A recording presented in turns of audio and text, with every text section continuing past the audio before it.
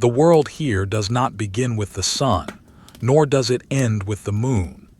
It begins with the gray and it ends with the black, and between these two absolutes there is only the wind and the water and the stone. We are situated on a protrusion of ancient basalt, a jagged tooth of the earth that has refused, for thousands of years, to be swallowed by the Atlantic. It is a lonely place, a place of geometry and solitude, where the only lines that are straight are the ones built by men, and everything else is a chaotic, swirling curve of nature. The lighthouse stands like a white finger pointing accusingly at the storm, a cylinder of iron and masonry bolted deep into the rock, immovable, stoic, and silent in its core, even when the air outside screams with the fury of 1,000 ghosts. To look at this place, to truly see it as it is on a night like this, you must imagine a canvas of dark, textured paper, rough to the touch, colored only in shades of charcoal, slate, and the deepest, bruising indigo. There is no white here, not really. Even the foam of the crashing waves is a dirty, smudged gray, applied with a heavy hand, blurred into the darkness of the ocean. The only warmth comes from the center of the composition, a faint, struggling amber glow that emanates from the thick glass windows of the keeper's quarters, and high above, the rhythmic, sweeping beam of the Fresnel lens, cutting through the sleet like a solid bar of gold dust. Inside the quarters, the air is thick and still, contrasting sharply with the violence that batters the walls. The room is circular, following the shape of the tower, lined with painted brick that has been layered over so many times the surface resembles the skin of an orange, pitted and uneven. The floor is wood scrubbed pale, the planks worn smooth in the center where the boots have trod for decades, creating a shallow valley of usage. Here sits the lighthouse keeper's wife. She is part of this stillness. She is not waiting, for waiting implies an expectation of change, and in the lighthouse, change is a concept that holds no water. She is simply existing, a fixture of the room as much as the cast-iron stove that ticks and groans in the corner. She sits in a high-backed wooden chair, the varnish worn away at the armrests to reveal the raw oak beneath. Her hands, red-knuckled and strong, rest in her lap holding a bundle of coarse wool. The wool is the color of the sea on a cloudy day, a muted teal mixed with gray. The knitting needles are bone, yellowed and smooth, and they click softly, a rhythmic percussion that marks the passage of time more accurately than the clock on the mantelpiece. Click, slide, turn. Click, slide, turn. The rhythm is slow, hypnotic, matching the slow intake and release of her breath. She wears a dress of heavy serge, dark blue, high-collared, practical. A shawl of brown wool is draped over her shoulders, crossed over her chest and tied behind her back to keep the warmth close to her body. The air in the room is not cold, but it carries the memory of cold. It is a damp, permeating chill that seeps through the stone walls despite the fire in the stove. The stove is the heart of the room, a squat black iron box on 4 clawed feet. Inside, the peat and coal burn with a sullen determination, glowing orange behind the mica window. The heat it throws is heavy, smelling of smoke and ancient earth. A copper kettle sits on the flat top, not boiling, but simmering, releasing a thin, lazy ribbon of steam that rises and disappears into the shadows of the rafters. The steam is a ghost, twisting and turning, catching the light of the oil lamp on the table before vanishing. The oil lamp is brass, heavy-bottomed with a glass chimney that is kept spotlessly clean. The flame is low, a steady teardrop of fire that casts long, soft shadows across the room. These shadows are not sharp. In this light, everything is softened, edges blurred as if drawn with a pastel stick that has been rubbed with a thumb. The wife looks up from her knitting, her eyes moving to the window. It is a small aperture, recessed deep into the thick wall, protected by heavy storm shutters that are currently unlatched, allowing a view of the night. But there is no view. There is only the glass, black and reflective, mirroring the interior of the room. She sees the distortion of the lamp, the ghost of her own face, pale and serious, and the vague outline of the stove. But beyond that reflection, pressing against the outer surface of the pane, is the storm. It manifests as a series of tremors. The glass vibrates in its frame, a low, thrumming buzz that can be felt in the teeth if one stands too close. Rain and sleet lash against it, sounding like handfuls of gravel thrown by an angry giant. Tack tack tack shh. The sound is irregular, chaotic, rising and falling with the gusts of the wind. She knows the wind. She knows it by name and by temperament. Tonight it is a northeasterly gale, heavy with the moisture of the Arctic driving waves that are 30 feet high into the base of their home. She can feel the impact of the water. It is a dull thud that reverberates up through the bedrock, up through the granite foundation, up through the floorboards, and into the soles of her heavy leather boots. It is a heartbeat of the ocean, slow and massive. Thud.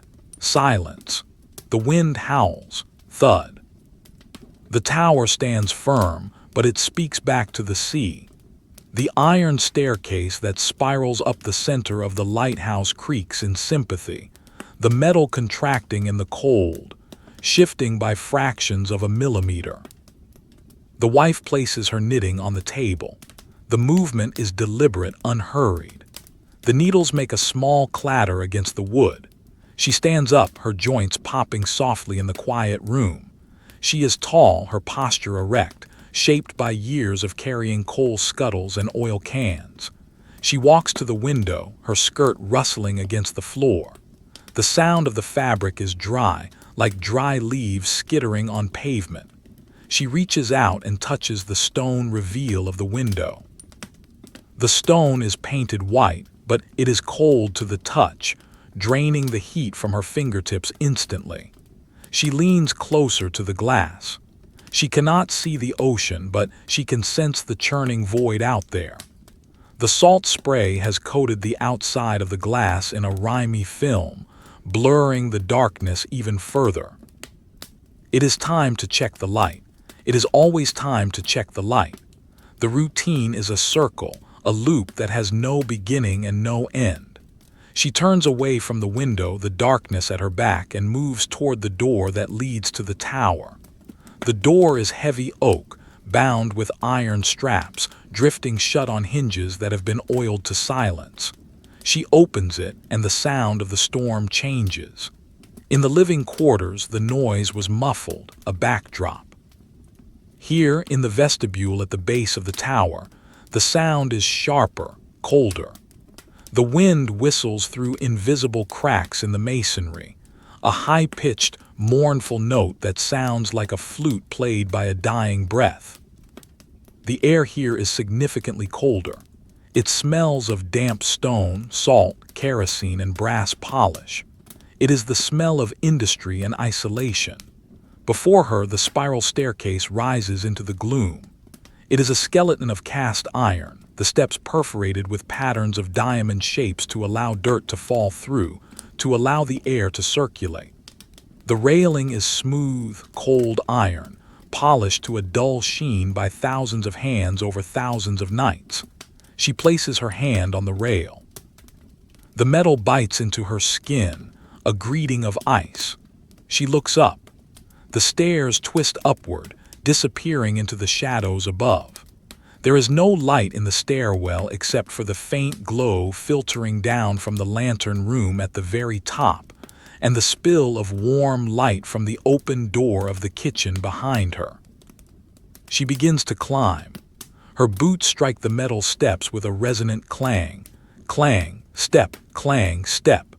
The sound echoes up the cylinder, bouncing off the curved brick walls, multiplying until it sounds like a regiment of soldiers marching in the distance. She counts the steps automatically. It is a habit born of boredom and necessity. 1, 2, 3. She knows there are 114 steps to the watchroom. She knows the height of each riser. She knows which steps have a slight wobble, which ones are perfectly solid. As she ascends, the temperature drops further. The lighthouse is a chimney, drawing the cold air from the stones and funneling it upward. She pulls her shawl tighter around her chest, tucking her chin into the wool. The walls pass by her, gray and featureless in the dim light. Every 20 steps there is a small window, a slit in the stone, and through these slits the storm screams louder. The wind is sucking at the tower, trying to pull the air out of the lungs of the structure. She pauses at the first landing, catching her breath. Not because she is tired, she is never tired in that way, but because the weight of the atmosphere feels heavy on her shoulders. The air pressure is dropping. She can feel it in her ears, a subtle popping sensation. The storm is intensifying. She continues. Step 40. Step 41. The shadow stretches long and thin beneath her, dancing on the brickwork as she moves away from the light below. The darkness becomes a physical substance, a heavy velvet that wraps around the stairs. She is climbing through the throat of the lighthouse. The noise of the ocean below becomes a distant rumble, replaced by the immediate tearing sound of the wind whipping around the upper gallery. It sounds like canvas tearing, like sheets ripping in a gale. It is a violent, chaotic sound, contrasting with the steady, rhythmic clang of her boots. At step 80, the air changes again. It becomes heavy with the scent of oil. This is the lifeblood of the light. The vaporized paraffin, the hot brass, the smell of heat generated by the massive lamp above. She is nearing the watchroom. This is the intermediate chamber, the space below the great lens, where the keeper works, where the tools are kept, where the logbook sits open on a desk. She reaches the top of the iron spiral and steps onto the wooden floor of the watchroom. The watchroom is circular, smaller than the living quarters below. The walls are lined with cupboards made of dark, varnished wood. Here, the noise of the storm is loud, a constant roar that surrounds them on all sides. But the room feels secure. It is a bunker in the sky. A small coal stove burns here as well, kept banked and low, just enough to keep the oil from freezing, just enough to keep the damp from seizing the clockwork mechanisms. The light here is dim, provided by a single wall-mounted lantern with a tin reflector. It casts a pool of yellow light onto the desk. The desk is a simple affair, a slab of mahogany with a gallery rail to keep pens from rolling off. The logbook lies open. The paper is cream-colored, thick, covered in lines of neat, copperplate handwriting. The ink is black. The entries are monotonous. 2:00 a.m. Wind NNE. Force 9. Visibility poor. Mantle intact. Pressure steady. She trails a finger over the page. The paper feels dry and cool. She looks at the clock on the wall. It is a brass ship's clock screwed into the paneling. The hands show 10 minutes past the hour. The ticking is sharp, metallic, fighting against the roar of the wind. She does not stay in the watchroom. Her destination is higher. She moves to the final, short ladder that leads up through the ceiling, up into the lantern room itself.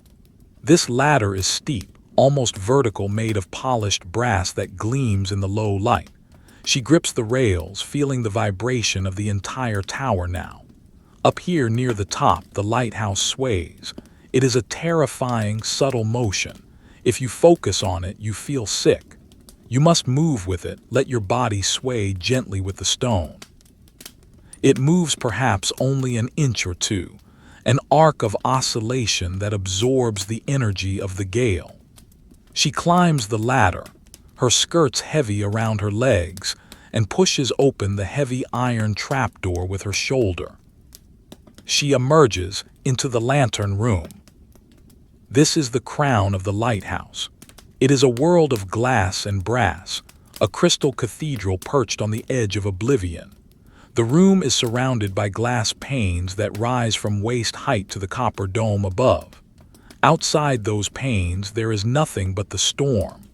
The wind hits the glass with a force that seems impossible, yet the glass holds. The sleet smashes against it, sliding down in sheets of gray slush, instantly freezing in the corners. The noise is deafening here, a continuous screaming roar that drowns out all thought. But in the center of this chaos sits the jewel, the lens. It is massive, a beehive of glass prisms and brass rings standing 12 feet tall. It is a masterpiece of optics, a Fresnel lens of the first order. It looks like a giant glass jewel, faceted and complex, catching every stray photon and bending it, focusing it, disciplining it into a single parallel beam. And it is moving. The great lens rotates on a bed of mercury, floating almost frictionlessly. It turns with a slow, majestic silence that belies its immense weight. Whoosh, whoosh. The sound is not from the mechanics, but the displacement of air as the giant glass faces sweep past. In the center of the lens burns the light. It is an incandescent oil vapor lamp burning with a fierce, blinding white brilliance. The light is so bright it hurts to look at it directly. It sears the retina. It is a captive star. The wife shields her eyes with her hand and steps onto the metal grating that surrounds the lens. She is bathed in the alternating rhythm of the beams. Darkness, light, darkness, light. The flash cuts through the room, illuminating the dust motes dancing in the air, turning them into suspended diamonds. Then shadow. The sweeping arm of the light travels out through the glass, piercing the storm. She watches the beam strike the wall of snow and sleet outside. It illuminates the precipitation, turning the storm into a swirling tunnel of white sparks. The light does not stop the storm. It only reveals it. It reveals the millions of individual drops of freezing rain, the chaotic turbulence of the air. She walks around the gallery walkway, checking the glass. She is looking for cracks. She is looking for soot. She takes a cloth from her pocket, a heavy piece of cotton, and wipes a smudge from the interior of the storm pane. The glass is freezing cold. The cold radiates off it in waves, battling the intense heat coming from the lamp. Her face burns on one side, freezes on the other. This is the duality of the lantern room. Fire and ice. She stops on the seaward side of the lantern. The wind is hitting this face directly. The glass bows inward slightly under the pressure. She places her palm flat against the pane. She can feel the ocean. She can feel the spray hitting the glass 100 feet above the water line. The water is trying to get in. The cold is trying to get in. The night is trying to get in. She stands there, a silhouette against the blinding rotation of the light, a small, dark figure in a cage of crystal. She looks down. Below the gallery walkway, the ocean is a roiling pit of black ink. Occasionally, the beam sweeps down and catches the crest of a wave, illuminating an explosion of white foam, a momentary glimpse of violence before the dark swallows it again. The waves are like mountains, rising and collapsing, shifting the geography of the liquid world every few seconds. There is no land visible, no ships, no stars, just the elemental war between the water and the wind. She turns her attention back to the lamp. The mantle is glowing steadily, a mesh of rare earth salts incandescent in the heat. The flame is blue at the base, white at the tip. It hisses, a steady, aggressive sound. HSSSSSSSSS. It consumes the oil vapor, transforming the liquid drawn from the tanks below into this piercing guidance. She checks the drip rate. The oil feeds through a sight glass, drop by drop. Drop, drop, drop. It must be precise. Too fast and the lamp flares and smokes, sooting the lens. Too slow and the light dies, leaving the ships in the dark. She adjusts a small brass wheel, turning it a fraction of a millimeter to the right. The hiss changes pitch slightly, becoming smoother. She watches the drip. It is hypnotic. The oil is amber-colored, thick, moving with a viscous slowness. She counts the drops. 1, 2, 3, 4, perfect. The rhythm is restored. The machine is happy. The lens continues its rotation. It is driven by a clockwork weight system that hangs down through the center of the tower, a heavy weight on a cable that slowly descends, pulling the gears that turn the glass. Every few hours, the keeper must crank the weight back up. She listens to the gears. They mesh with a soft, oily click. Click-whir, click-whir. It is the sound of time being sliced into manageable pieces. In this place, time is not measured in hours, but in rotations, in gallons of oil, in the descent of the weight. She walks a full circle around the lens. Her shadow spins around the walls of the lantern room, stretching and shrinking, a frantic ghost trying to escape the light. She is accustomed to this visual disorientation. She does not get dizzy. She is grounded by the floor, by the cold rail, by the duty. She stops again at the landward side. Somewhere out there, miles away across the turbulent channel, is the mainland. There are houses there. There are fires and hearths that do not need to be watched with life-or-death intensity. There are people sleeping in beds that do not vibrate with the storm. She imagines them. She imagines a village street, wet with rain, the slate roofs shining, the windows dark. It feels like a dream, a memory of a different species. Here there is only the granite and the iron. She runs her hand along the brass frame of the lens. The metal is warm. It vibrates with the energy of the light. The prisms fracture the view of the room, breaking the stove pipe, the ladder, and her own reflection into 1,000 jagged, distinct pieces. She sees her eye in one prism, huge and distorted. She sees her hand in another, elongated and strange. The lens sees everything, but it understands nothing. It is a perfect, indifferent eye. The wind gusts, a sudden violent impact that shakes the entire lantern structure. The copper dome above groans, a deep metallic complaint. The flame in the lamp flickers for a microsecond, a heartbeat of hesitation before stabilizing. The wife holds her breath. She waits. If the light goes out, the darkness wins. If the light goes out, the ships die. She watches the mantle. It holds. The white glow remains constant. She exhales, her breath forming a cloud of fog in the cold air near the glass, which is instantly snatched away by the draft. She feels the fatigue now, a heavy weight in her legs. The climb, the cold, the tension, it settles in her bones, but she cannot leave yet. She must polish the brass again. The salt air tarnishes it within hours. It is an endless battle against oxidation. She pulls a rag from her apron pocket and a small tin of polish. She begins to rub a section of the railing, small circles, wax on, wax off. The smell of ammonia and wax rises, sharp and clean. She rubs until the dull metal begins to shine, until it reflects the beam of the light like a mirror. Rub, rub, rub, the motion is soothing. It is a task with a beginning and an end, unlike the storm. She focuses on a single square inch of brass. She makes it perfect. Then she moves to the next inch. The world shrinks down to this, the smell of polish, the rough texture of the cloth, the cold metal warming under the friction of her hand. Outside, the universe is tearing itself apart. Inside, she is creating a small, golden order. The light sweeps over her. Illumination, darkness. Illumination, darkness. She is a statue in the flashing strobe. She works her way around the railing, step by side step. The storm is a roar in her ears, but her mind is quiet. She is the keeper's wife.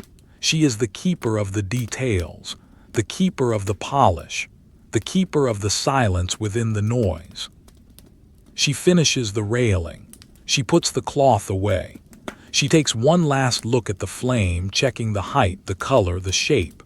It is a perfect cone of incandescence. It is doing its job. She turns to the trapdoor. It is time to descend. Time to go back down the throat of the tower, past the whistling vents, past the cold bricks, down to the room where the kettle is simmering.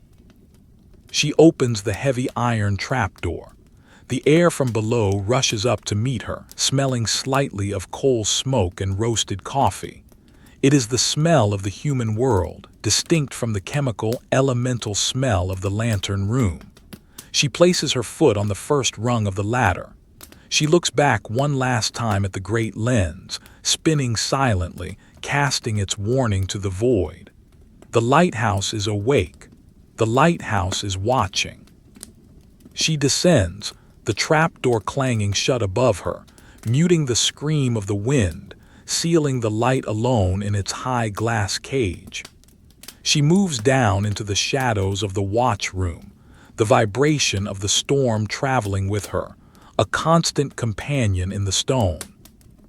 The iron trapdoor settles into its frame with a dull, heavy thud, a sound that signifies the sealing of the upper world. The scream of the wind, which was so visceral and cutting in the glass lantern room, is immediately decapitated. It is replaced by a lower, resonant drumming, a vibration that hums in the floorboards and travels up the shins. Here, in the watch room, the storm is not a creature of ice and needle-sharp spray, but a crushing weight of air pressing against the curved walls. The silence is sudden, but it is not empty.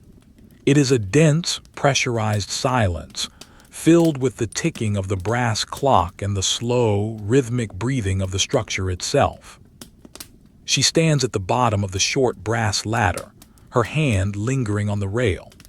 The metal is still warm from the heat of the lantern room above, a fading memory of the fire that burns 50 feet over their heads. She turns. The watchroom is a capsule of dark wood and shadows, a stark contrast to the blinding, rotating brilliance she has just left. The walls here are lined with tongue-end groove paneling, varnished to a deep, molasses brown that seems to absorb the light rather than reflect it. The room feels tighter, smaller, more intimate in a way that is not comforting but confining. It is the waiting room of the lighthouse. In the center of the room, sitting at the mahogany desk, is the keeper. He does not turn when she enters. He does not shift in his chair. He is as much a fixture of this room as the barometer screwed into the wall or the spare lamp reservoirs lined up on the shelf. He is a broad man, his shoulders rounded by years of hunching over machinery, his spine curved in sympathy with the spiral of the tower. He wears a sweater of thick, raw wool, the color of oatmeal, knitted in a pattern of cables and diamonds that stands out in high relief under the harsh light of the desk lamp. The wool is coarse, smelling faintly of sheep and lanolin, a smell that mixes with the prevailing scent of paraffin and coal dust. The light from the desk lamp is constrained by a green glass shade, pooling in a circle of illumination that highlights his hands and the logbook. The rest of the room falls away into a charcoal gloom, where details are sketched in faint lines of gray and black. His hands are resting on the paper. They are large hands, the skin weathered and cracked like old leather, stained permanently with the grease of the rotation gears and the soot of the wicks.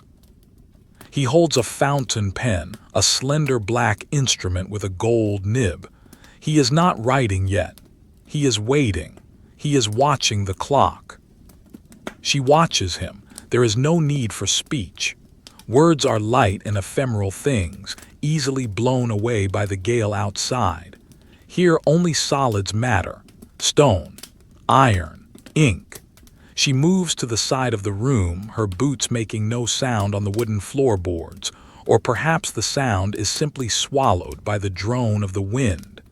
She stands by the small cast-iron stove that heats this level. It is a queenie stove, pot-bellied and squat, radiating a fierce, localized heat that scorches the air within a 2-foot radius and leaves the rest of the room freezing. She extends her hands toward it, rubbing her palms together. The friction makes a dry, rasping sound. On the wall above the stove hangs the barometer. It is a large, circular instrument in a brass case, its glass face reflecting the room in a convex distortion. The needle has fallen deep into the storm sector. It trembles slightly, vibrating with the pressure drops that hammer the tower. Every time the wind gusts, sucking the air out of the building, the needle twitches to the left. It is a mechanical anxiety, a nervous tick of the brass machinery. The keeper watches it too, out of the corner of his eye. He knows the pressure. He feels it in his sinuses, a dull ache behind the eyes that tells him the atmosphere is collapsing. He dips the pen into the inkwell. The glass clinks softly against the glass. Clink. He lifts the pen, shakes it once to clear the excess. The ink is black, a liquid night that he will use to capture the time. He brings the nib to the paper. Scritch, scratch, scritch. The sound of the pen on the paper is loud in the quiet room. It is a dry, tearing sound, like a mouse scratching behind a skirting board. He writes slowly, forming each letter with deliberate, painful precision. He is not writing a story. He is not writing a letter. He is writing the truth of the weather, a truth that changes every hour yet remains eternally the same. Wind northeast, force 10, squalls. He pauses. The ink glistens wetly on the page, catching the reflection of the lamp. It looks like fresh tar. He dips the pen again.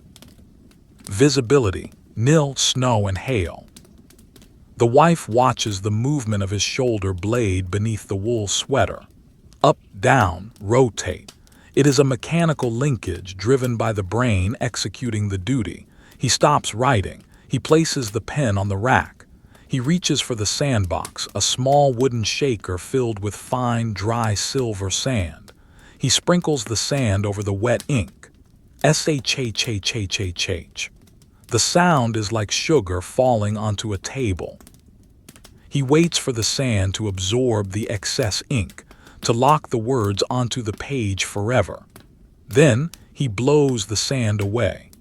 A small cloud of gray dust drifts across the desk, settling on the varnish, adding another layer to the history of the room.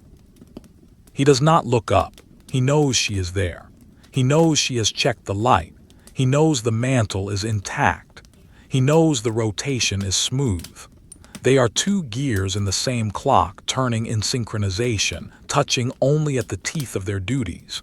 She turns away from the stove. The warmth has not penetrated her bones.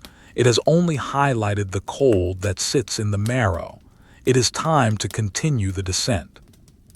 She walks to the door that leads to the main spiral staircase. It is a different door than the one below. This one is lighter paneled wood, but it fits tightly in the frame to stop the drafts. She turns the brass knob. It is cold, sucking the heat from her palm. The latch clicks, a sharp metal sound, and the door swings inward. The darkness of the stairwell greets her. If the lantern room was the realm of light and chaos, and the watch room the realm of order and silence, the stairwell is the throat of the tower, a place of wind and echoes. She steps out onto the iron landing. The door clicks shut behind her, severing the connection to the faint warmth of the stove. Now she is alone in the shaft. The lighthouse is a tube of brick and granite, lined with a spiral of cast iron. The stairs float in the center of the void, attached to the outer walls by iron brackets that look like the ribs of a leviathan. There is no light here, save for the faint grayish gloom that filters through the narrow slit windows spaced at intervals down the wall, and the spill of light from the kitchen far, far below. The air is damp. It smells of wet stone, salt, and the metallic tang of condensation. She begins the descent. 114 steps. She puts her hand on the rail. It is wet. The tower is sweating. The temperature difference between the freezing storm outside and the slightly warmer air inside causes the moisture in the air to condense on the cold iron and the cold brick. The walls are weeping. Rivulets of water run down the white painted brickwork, leaving streaks of gray. Drops of water hang from the underside of the stairs above, falling through the diamond-shaped perforations of the treads to land on the steps below. Plip, plip, plip. She walks down, step, step, step. Her boots clang on the iron. The sound is different here than it was on the ascent. Going down, the heel strikes first, creating a sharper, more percussive note. The echo travels down the shaft, bouncing off the curved walls, arriving at the bottom before she does. It sounds like someone is hammering on an anvil deep underground. At the halfway point, she passes one of the slit windows. It is a narrow aperture, barely 4 inches wide, deep in the thick wall. The storm shutter is open.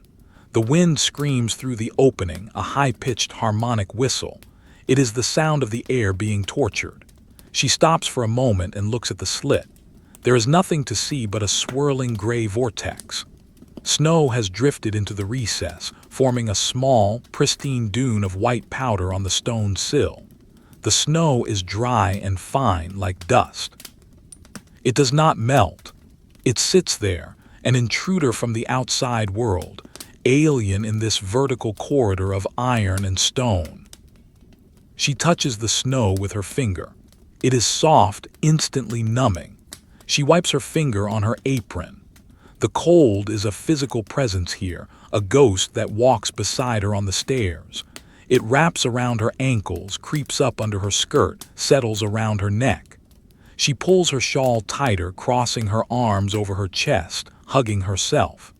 The wool is scratchy against her neck, but it is the only barrier she has.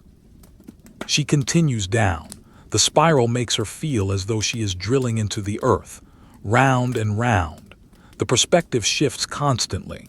The walls rotate around her. The railing spirals down like a dark snake. The shadows twist and turn. If she looks down through the mesh of the stairs, she can see the faint, warm square of light that is the kitchen door. It looks miles away. It looks like a different planet, a planet of tea and fire. But she is not there yet. The wind buffets the tower. She feels the structure shift. It is a subtle movement, a slight leaning into the gale, followed by a slow, elastic return to vertical. The lighthouse is a tree of stone, bending in the wind. The iron staircase groans. Uruk. It is the sound of metal rubbing against metal, of bolts straining against their threads. The sound is mournful, low and grating. It sounds like the tower is in pain. She passes the level of the storage rooms. The doors are shut, locked. Behind them lie barrels of oil, crates of wicks, spare glass panes, coils of rope, supplies for a siege. They are besieged by the winter, by the ocean, by the night. The smell of paraffin is stronger here, leaking from the storage tanks. It is a cloying, heavy scent that coats the back of the throat.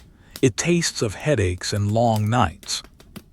70 steps down, 80 steps. The air gets slightly denser. The acoustic quality changes. The echo becomes shorter, flatter. She is nearing the base. The vibrations of the waves hitting the rock foundation are stronger here. Thud. The impact travels up through the granite, through her boots, into her knees. The ocean is knocking on the door. It wants to come in. It wants to fill the tower with cold, black water. She focuses on the rhythm of her descent. Left foot, right foot, hands sliding down the rail.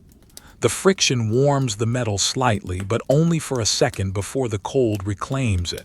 She counts the rivets in the wall as she passes. 1, 2, 3. They are painted over with layer upon layer of white paint, rounded bumps in the brickwork. They look like blisters. She reaches the final curve of the spiral. The floor of the vestibule rises to meet her. It is a checkerboard of black and white tiles, cold and hard. She steps off the last iron tread and onto the stone floor. The sound changes from a clang to a solid clack. She releases the railing. Her hand feels empty, curled into the shape of the iron. The vestibule is the airlock. To her left is the heavy double door that leads to the outside world, to the gallery, to the sea. It is barred with heavy iron bolts, top and bottom. The wood is swollen with damp. Water has seeped under the threshold, forming a dark puddle on the tiles. The puddle trembles with the vibration of the storm. To her right is the door to the living quarters, the kitchen, the sanctuary. A line of yellow light spills from beneath it, cutting across the black and white tiles like a laser. She can hear the faint sound of the kettle, a low, comforting whistle that is distinct from the screaming of the wind. She stands there for a moment, suspended between the violence of the outside and the stillness of the inside. She takes a deep breath. The air here is cold, but it carries the promise of warmth. She reaches for the handle of the kitchen door. It is porcelain, white and smooth. She turns it. The mechanism is worn loose. The door opens with a familiar creak. She steps into the kitchen. The transition is immediate. The air is thick, warm, and dry. It wraps around her like a heavy blanket. The smell is of peat smoke, drying wool, and hot water. The light is soft, amber-colored, emanating from the oil lamp on the table. The shadows are deep but gentle. The roar of the wind is instantly muffled, pushed back to the edges of perception, reduced to a dull, rhythmic throbbing against the walls. She closes the door behind her. She leans back against it for a moment, closing her eyes. The wood of the door is solid against her spine. She is back in the heart of the lighthouse. The circle is complete, but the night is not over. The night is never over. She opens her eyes and looks at the room. It is exactly as she left it. The chair, the knitting, the stove, but the shadows have moved. The clock on the mantelpiece has advanced. Time has leaked away while she was in the sky. She walks to the table and picks up her knitting. She does not sit down immediately. She moves to the window again. The reflection is still there. The woman in the glass, the dark room behind her, the storm outside. She presses her hand against the glass again. It is still vibrating. The ocean is still angry. She looks at the reflection of the stove in the window. It looks like a fire burning in the middle of the sea, a phantom beacon. She turns away from the window and walks to the stove. She picks up the iron poker. She opens the door of the firebox. The heat hits her face, a dry, stinging wave. The coals are glowing deep red, a cavern of burning geodes. She thrusts the poker in, stirring the embers. Sparks fly up, swirling into the chimney draft. They look like the stars that are missing from the sky tonight. She adds a lump of peat to the fire. It is brown, fibrous, ancient earth. It crumbles slightly in her hand. She throws it in. It lands on the coals with a soft thud. Smoke curls up, gray and aromatic. She closes the door. The latch clicks. She returns to her chair. She sits down. The wood groans softly under her weight. She picks up the wool. She picks up the bone needles. She finds her place in the row. Click, slide, turn. The rhythm resumes. The silence settles back into the room, heavy and comfortable, but her mind is still up there in the lantern room. She can still feel the rotation of the lens. She can still see the beam cutting through the snow. She is down here, but she is also up there. She is the lighthouse. The knitting grows in her hands, a chaotic tangle of thread becoming a structured fabric, order from chaos, just like the light. She pauses. She hears a sound, not the wind, not the sea, A sound from the tower, a footstep. The keeper is coming down. She listens, clang, step, clang, step. It is a slow, heavy rhythm. He is descending the iron spiral. He is bringing the cold down with him. She waits. She does not look at the door. She watches the needles. She counts the stitches. 1, 2, 3, pearl. 1, 2, 3, pearl. The footsteps get louder. They stop at the bottom. The vestibule door opens. The kitchen door handle turns. He enters. He brings a draft of cold air with him, a swirl of the stairwell atmosphere that cuts through the warmth of the kitchen. He closes the door. He stands there for a moment, shaking the cold from his shoulders. He looks tired. His face is gray, the lines around his eyes etched deep with cold dust. He looks at her. She looks at him. He nods, a microscopic movement of the chin. "Glass is icing," he says. His voice is gravel, unused, raspy. It is a sound like stones grinding together underwater. "I saw," she says. Her voice is soft, flat, stripped of inflection. "We'll need scraping in the hour," he says. "Yes," she says. He walks to the stove. He holds his hands out just as she did. The firelight illuminates the underside of his hands, the calluses, the dirt. He stands there absorbing the heat. He does not take off his coat. He is not staying. He is only thawing. "Tea?" she asks. It is not really a question. It is part of the script. "No," he says, "not yet." He turns and looks at the clock. "Check the weights." "I will," she says. He nods again. He moves to the other chair, the one opposite hers. He sits down heavily. He stares at the fire. He is not resting. He is waiting for the next duty. He is waiting for the ice to build up enough to require the scraper. He is waiting for the weight to drop enough to require winding. He is a machine on standby.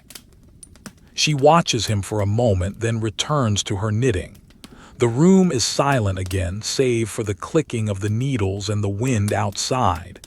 They sit there, two statues in a box of stone, suspended above the Atlantic. The storm rages. The light turns.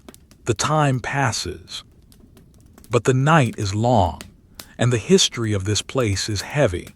It presses on the walls. It seeps up through the floorboards. She stops knitting. She looks at the wall behind the stove. There is a framed picture there. It is an old daguerreotype, silver and gray, fading at the edges. It shows a man, not him, a previous keeper, a man with a beard like a shovel and eyes that look like holes in the paper. He is standing on the gallery, his hand on the railing. He looks proud. He looks permanent. He is dead. They are all dead. The lighthouse remains. She looks back at her husband. He is staring at the fire, his eyes unblinking. He looks like the man in the picture. He is becoming the man in the picture. "The wind is shifting," he says suddenly. She listens. She tilts her head. The tone of the gale has changed. It is deeper, more throaty. It is coming more from the east now, a direct hit. "Yes," she says. "It will be a long watch," he says. "It is always a long watch," she says. He looks at her then, really looks at her. For a second the mask of duty slips. She sees the fear in his eyes, not fear of the storm. He knows the storm, but fear of the silence. Fear of the endless repetition. Fear of the stone. Then the mask returns. He looks back at the fire. "The glass," he says. "I know," she says. She puts the knitting down. It is time to go back up, not to the lantern but to the weights, the heart of the clockwork, the heavy iron weights that drive the rotation. They hang in the central tube of the staircase, a pendulum of gravity. They must be wound. If they touch the bottom, the light stops turning. If the light stops turning, the intense heat of the stationary beam will crack the prisms. The lens will shatter. The light will die. She stands up. The chair scrapes on the floor, a loud sound. "I will do the weights," she says. "Good," he says. She walks to the door. She reaches for the shawl. She wraps it tight. She prepares herself for the cold again. She puts her hand on the porcelain knob. She pauses. "Thomas," she says. He does not look up. "I." "The tea will be ready when I come down." "I," he says. She opens the door. The cold rushes in. She steps out into the vestibule. She closes the door on the warmth. She is back in the gray, back in the sound of the wind. She walks to the center of the vestibule. There in the middle of the floor is a wooden casing. Inside it the heavy cable runs. She looks up. She cannot see the weights, but she knows where they are. They are descending. Slowly, inevitably descending. She walks to the crank handle mounted on the wall. It is a large iron handle, polished smooth. She takes it in both hands. The metal is freezing. She engages the gear. Click. She begins to turn. The handle of the winding mechanism is smooth, polished by the oil of human skin and the friction of decades of labor. It is a curved bar of cold iron, heavy and substantial, protruding from the wooden casing that houses the drum. The metal sucks the heat from her palms instantly, a greedy, conductive chill that races up her wrists and into the muscles of her forearms. She stands with her feet planted firmly on the black and white checkerboard tiles of the vestibule, her boots finding purchase on the cold stone, bracing herself against the resistance of the machine. The air in the vestibule is stagnant and frigid, a pocket of trapped atmosphere that smells of damp mortar, and the iron-rich scent of the ocean spray that has managed to atomize and seep through the heavy oak doors. She takes a breath, inhaling the cold air. It tastes of salt and wet stone. Then she pushes. The first movement is the hardest. The inertia of the heavy weights, hanging suspended in the dark shaft of the tower above, fights against her. The gears engage with a reluctant metallic groan, a sound of heavy teeth biting into heavy teeth. Clack. The ratchet falls into place. The handle moves. It describes a circle, a perfect geometric arc in the dim air. She leans her weight into it. Her shoulder drops, her back engages. The motion is not just of the arm, but of the entire body. It is a rhythmic swaying, a dance with gravity.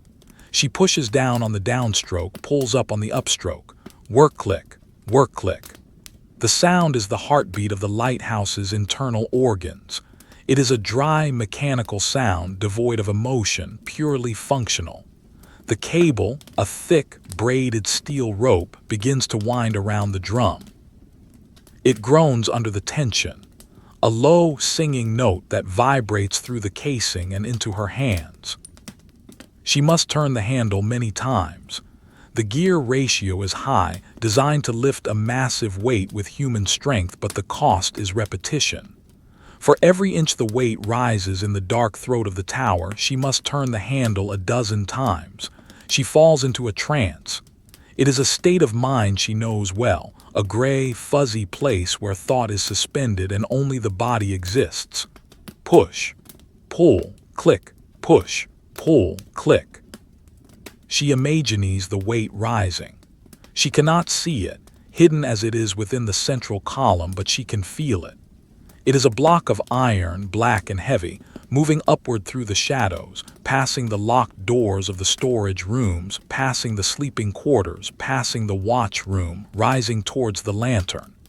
It is the battery of the light. It stores the energy of her muscles, the energy of her breakfast, the energy of her breath, and converts it slowly, over hours, into the rotation of the lens. She is powering the sun. The effort warms her. A thin sheen of perspiration forms on her forehead, cooling instantly in the drafty air. Her breath comes faster, small clouds of white vapor puffing out with every exertion, vanishing into the gloom of the vestibule. The silence of the tower surrounds her, broken only by the ratchet and the muffled roar of the storm outside. The wind is still hammering the walls, a relentless pressure that seeks to find a weakness in the masonry. But the stone holds. The granite does not care about the wind. The granite only cares about the weight of the tower pressing down on it. 50 turns, 60 turns, her arms begin to burn. The lactic acid builds, a dull ache that mirrors the dull ache of the cold. She switches hands, shaking out her right arm, gripping the handle with her left. The rhythm falters for a second, clack, clack, then resumes. The machine does not like to stop. It wants to be wound. It is hungry for potential energy. She stares at the wood of the casing as she works. It is painted a dark, gloss green, chipped in places to reveal the brown wood beneath. She sees a scratch in the paint, a jagged line that looks like a miniature lightning bolt. She stares at it, focusing on it, letting it fill her vision until the rest of the room blurs. The scratch becomes a canyon. The paint becomes a landscape. Her mind wanders, untethered by the monotony of the task. She thinks of the sea, not the angry, churning surface that is battering the glass right now, but the deep sea. The bottom, the quiet, dark sludge where the light never reaches. It must be peaceful there. No wind, no salt spray. Just the immense, crushing weight of the water holding everything still. She imagines the fish that live there, blind and slow, moving through the black water like ghosts. They do not know about the lighthouse. They do not know about the lens.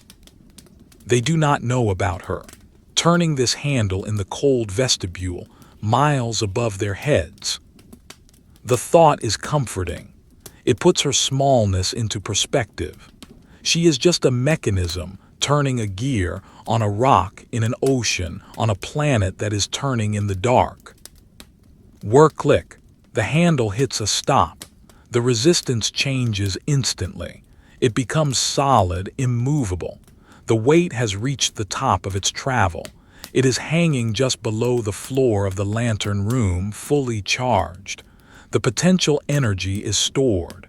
The clockwork is reset. She lets go of the handle. It spins backward a fraction of an inch before the pawl catches it, locking it in place with a final, decisive clunk. The sound echoes in the vestibule, a period at the end of a sentence. She stands there for a moment, breathing heavily. Her hands are shaped like claws, stiff from gripping the cold iron. She opens and closes them, working the blood back into the fingers. The silence rushes back in to fill the space left by the ratchet. The wind sounds louder now, or perhaps she is just listening more closely. It is a low, moaning drone, vibrating the heavy outer doors. She looks down at the puddle of water on the tiles. It has not moved. It is a dark mirror reflecting nothing but the shadows of the ceiling. She feels a sudden urge to touch it to see if it is salt water or rain water, but she resists. It does not matter. Water is water. It is all trying to get back to the sea. She turns away from the machinery. The duty is done. The light will turn for another 4 hours. She pulls her shawl tighter around her shoulders.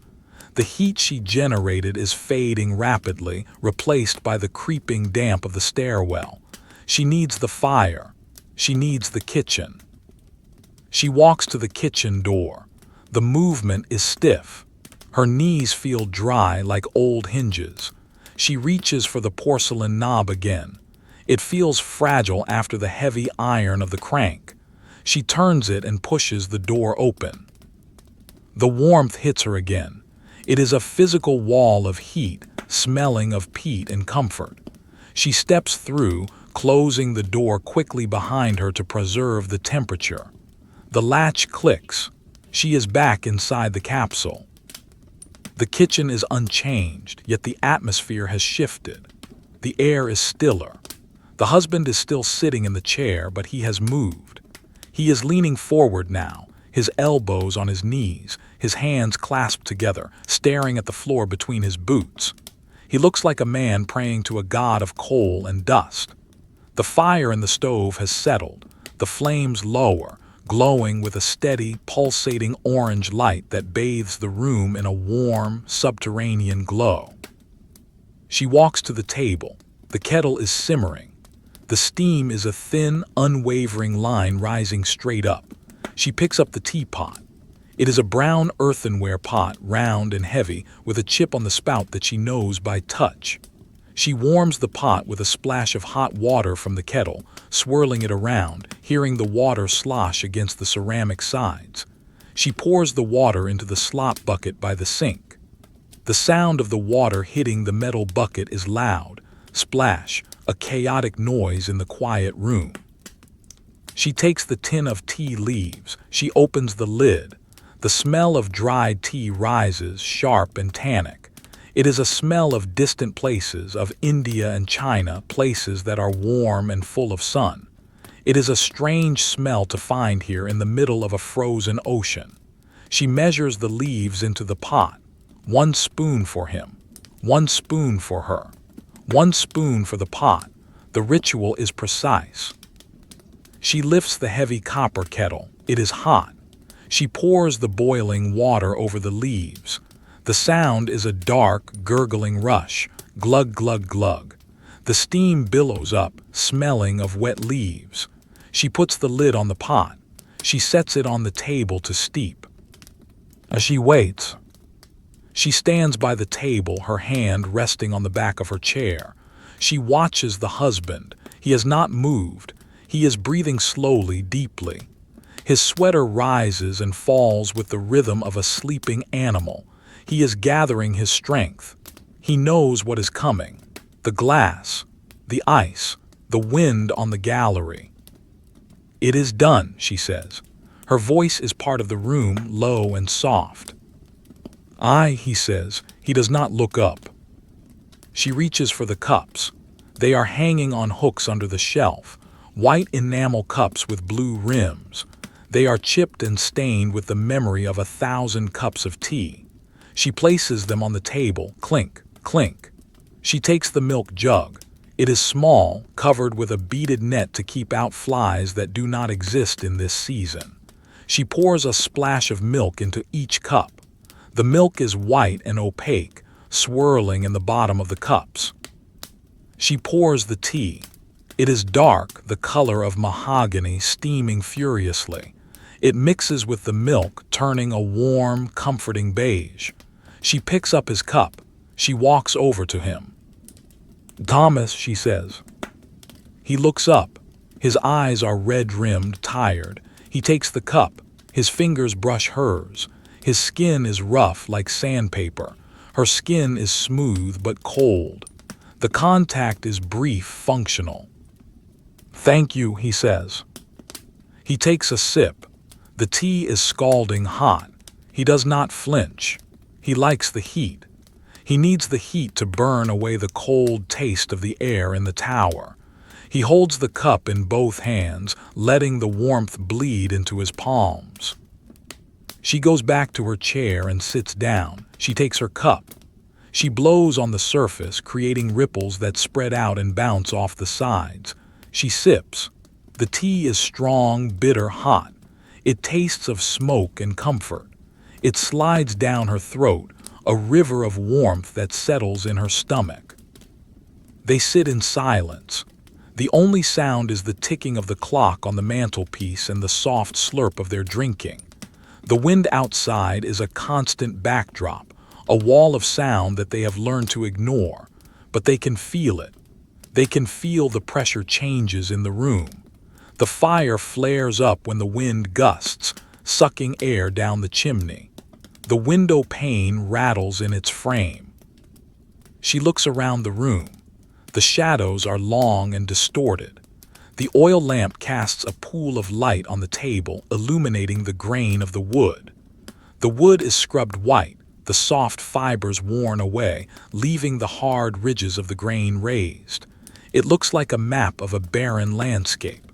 She traces a line of grain with her finger. It goes on and on, winding around a knot, disappearing off the edge of the table. She looks at the dresser. The plates are stacked in neat rows, willow pattern, blue and white, little bridges, little birds, a frozen, idealized world. She wonders if the people in the picture are cold. She wonders if they are tired.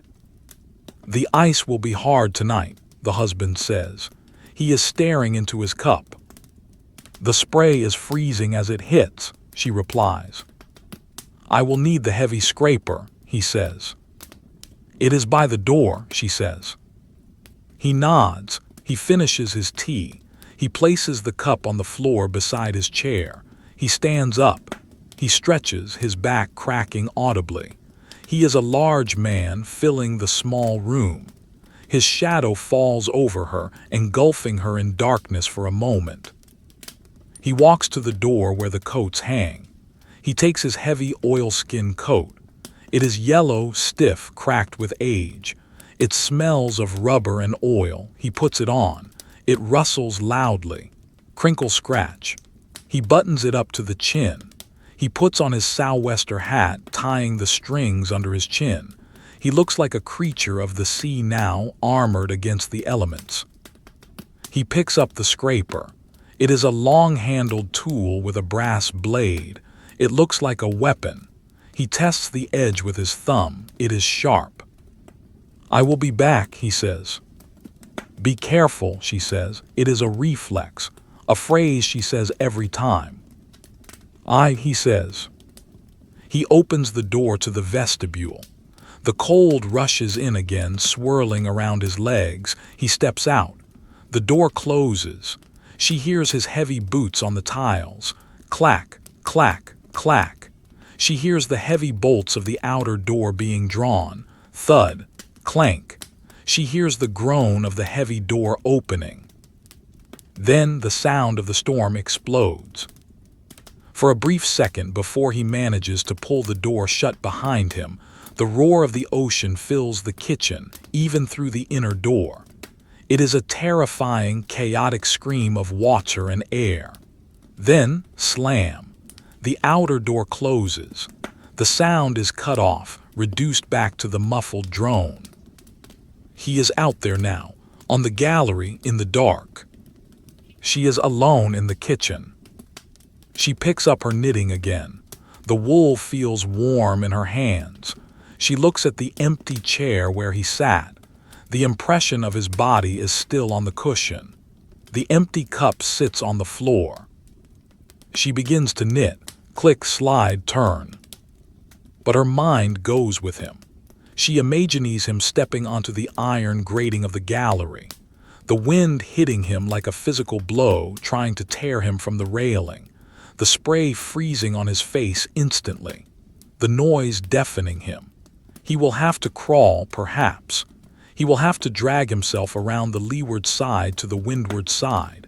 He will have to stand up, fighting the gale, and scrape the ice from the glass. She imagines the sound of the brass scraper on the glass. Scrape, scrape, screech. A tiny sound against the roar of the Atlantic. He is clearing the eyes of the lighthouse. He is giving sight to the blind stone tower. She knits faster. Her fingers fly. She is knitting protection. She is knitting safety. If she knits fast enough, he will be safe. It is a superstition she does not voice, but she believes it in her blood. The fire pops. A spark lands on the hearth rug. It glows for a second, a tiny red eye, then fades to gray ash. She watches it die.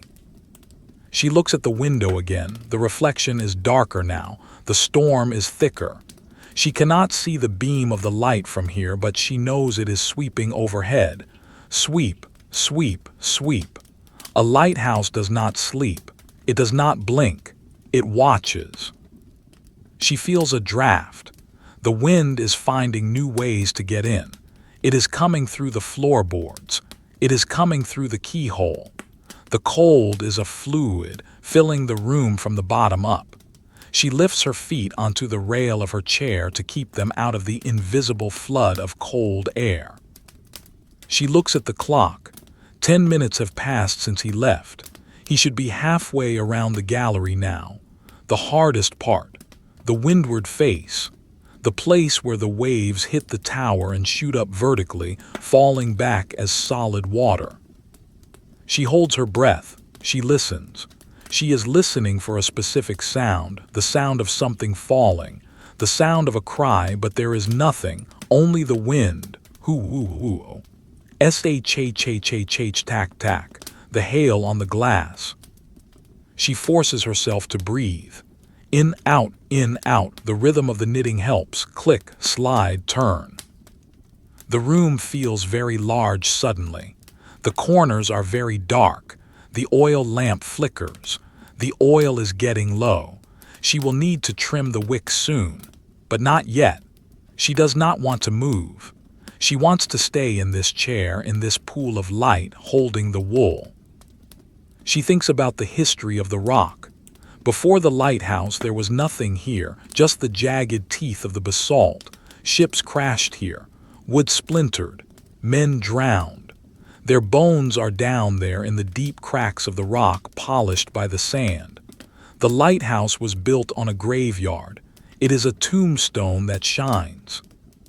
She shivers. It is not the cold, it is the thought. She looks at the daguerreotype on the wall again. The bearded man. He looks like he knows about the bones. He looks like he doesn't care. He is doing his duty. Duty, that is the word. It is a heavy word, heavier than the iron weights, heavier than the stone blocks. It is what keeps them here. It is what keeps them moving. She hears a sound, a thud, not the waves, a thud against the outer door. He is back. She waits. She hears the bolt sliding. Clank, thud. She hears the inner door handle turn. He stumbles in. He looks like a monster. He is covered in ice. His yellow oilskins are white, coated in a thick layer of rime. His beard is a solid block of ice. His eyebrows are frozen. He brings the storm in with him.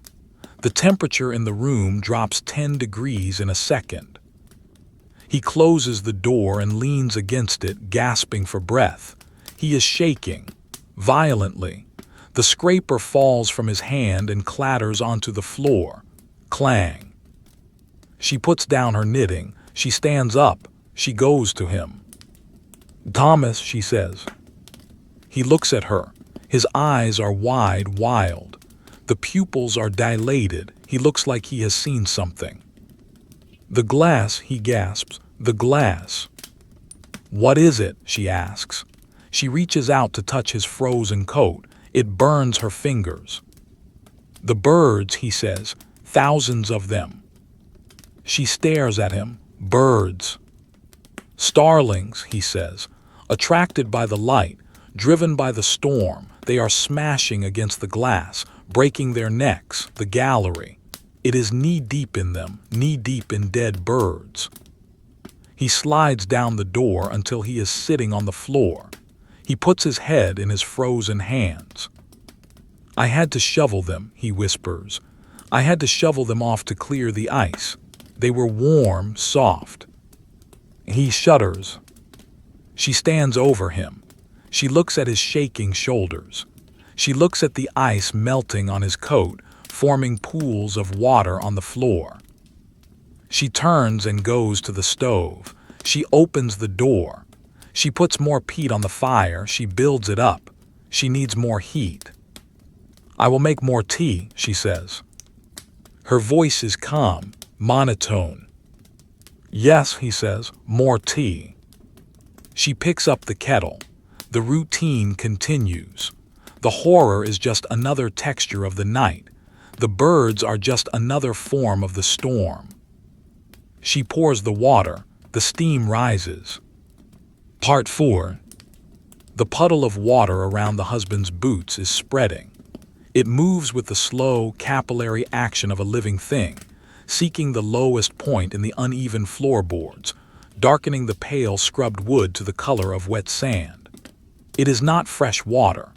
It is a brackish soup of melted hail, salt spray, and the unseen microscopic detritus of the ocean. It carries the smell of the deep Atlantic, a scent that is sharp, metallic, and ancient, clashing with the warm, domestic aroma of the steeping tea. The husband sits in the chair now, having moved from the floor with the stiffness of a man made of wood. He has not removed his coat yet. The yellow oilskin is still frozen in places, stiff ridges of ice clinging to the creases in the elbows and the collar. As the heat of the room attacks the ice, it loses its grip, sliding off in translucent sheets that shatter silently on the timber floor. He holds the mug of tea with both hands, his fingers wrapped so tightly around the ceramic that the knuckles are white, standing out like small, polished stones against the red, chapped skin of his hands. He is staring into the fire, but his eyes are not seeing the flames. He is seeing the birds.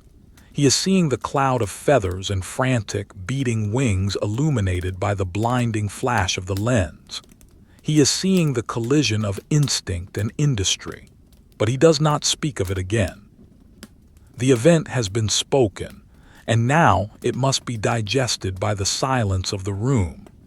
It is just another layer of sediment in the history of the watch. The wife moves to the sink. It is a shallow trough of slate, dark and non-reflective, fitted with a brass hand pump.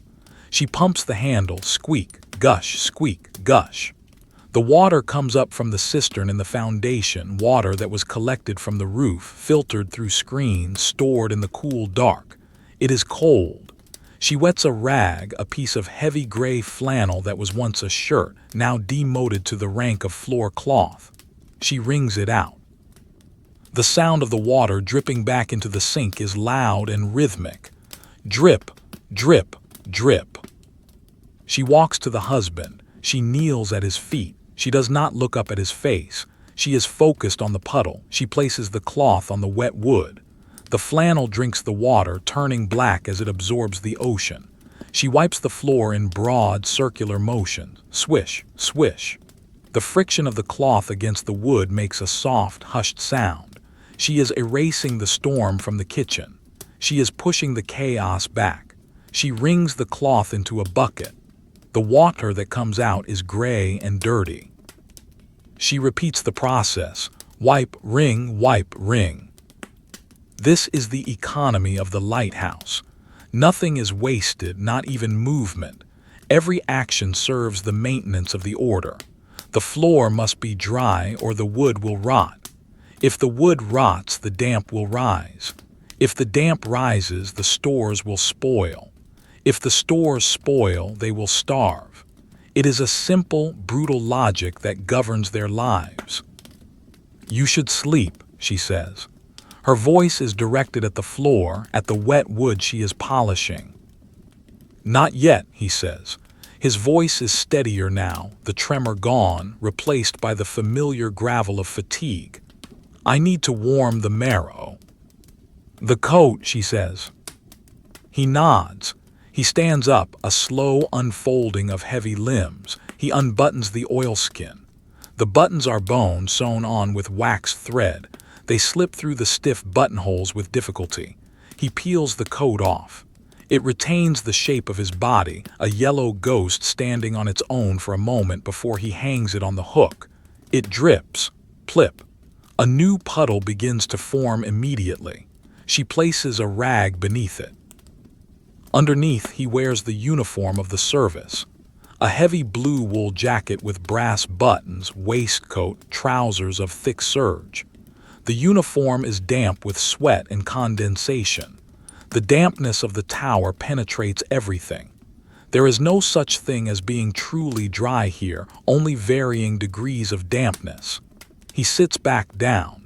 He looks smaller without the yellow armor. He looks human again. She takes the bucket to the sink and empties it. The dirty water swirls down the drain, returning to the sea or at least to the rocks below. She rinses the bucket.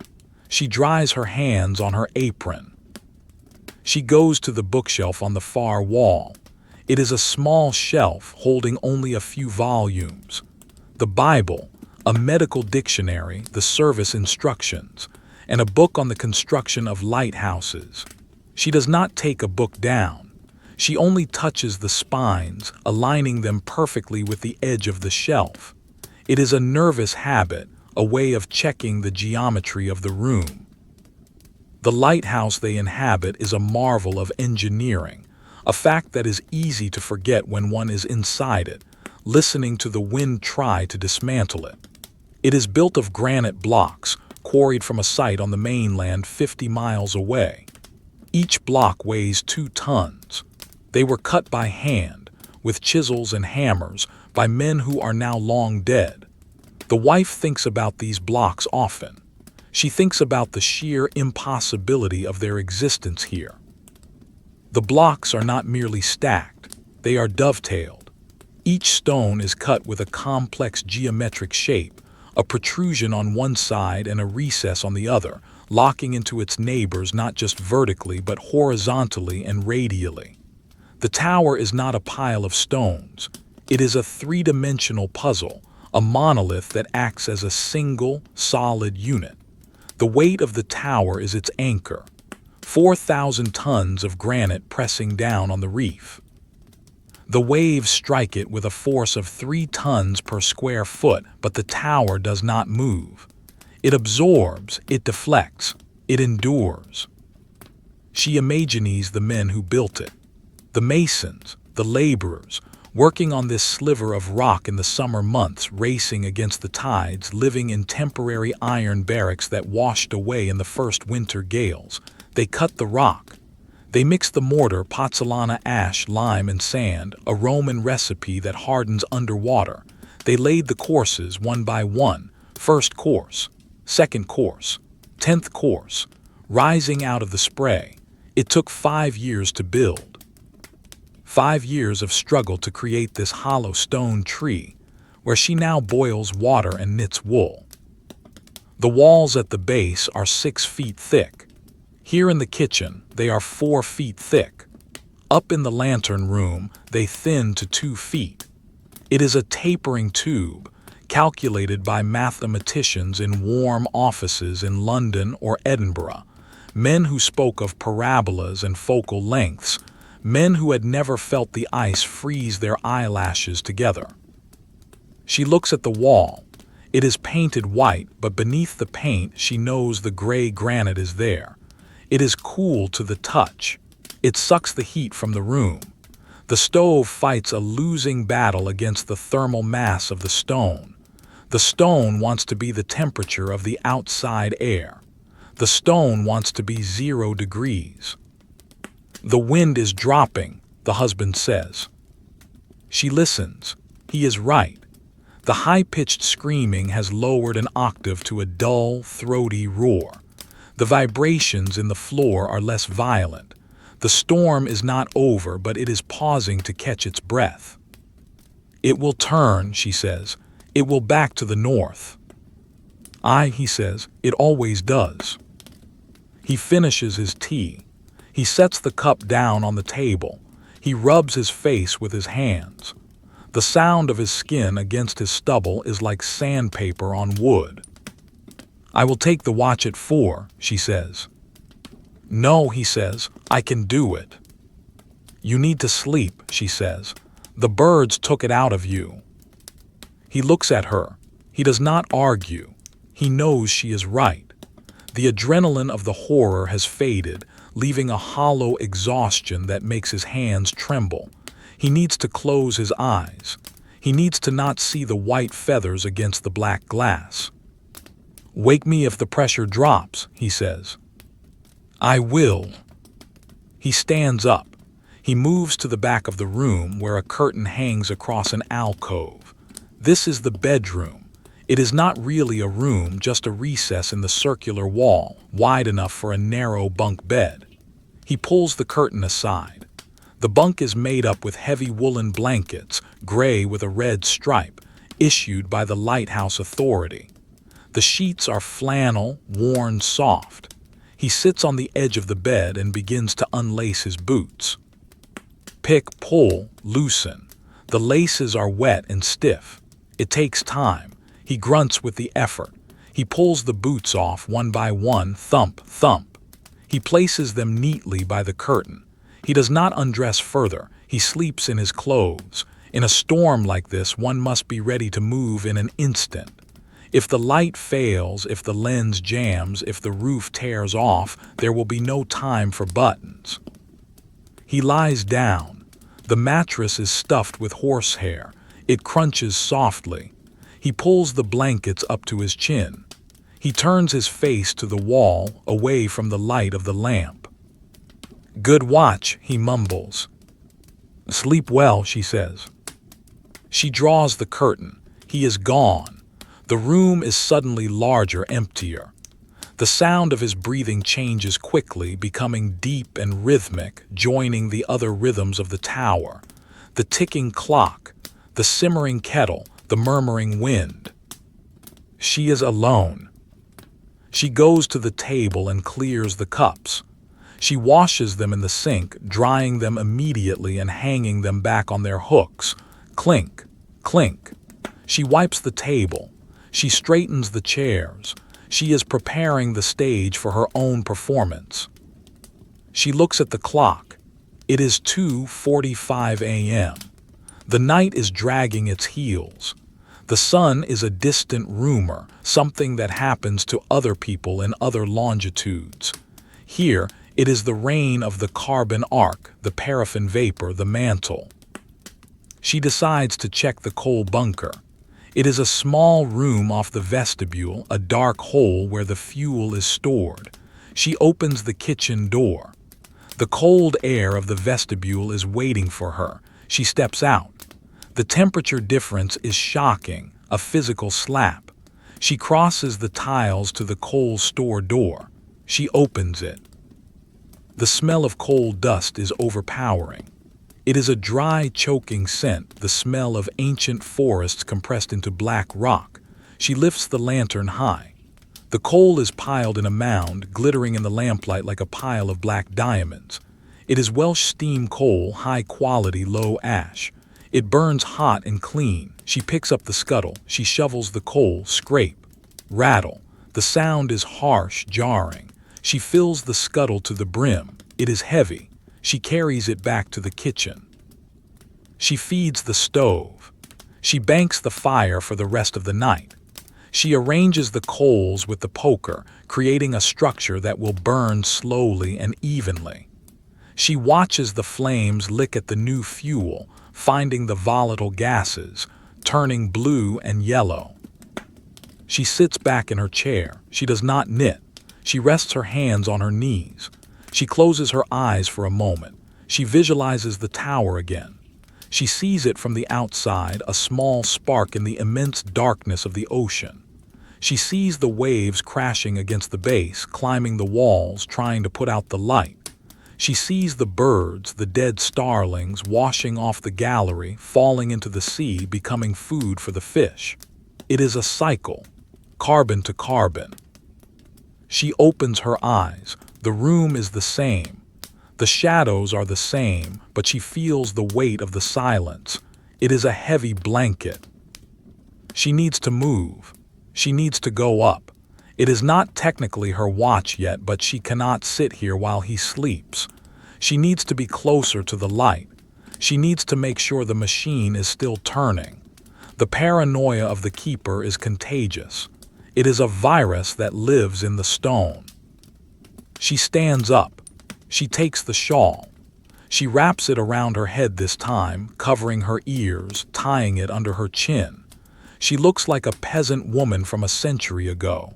She takes the lantern from the table.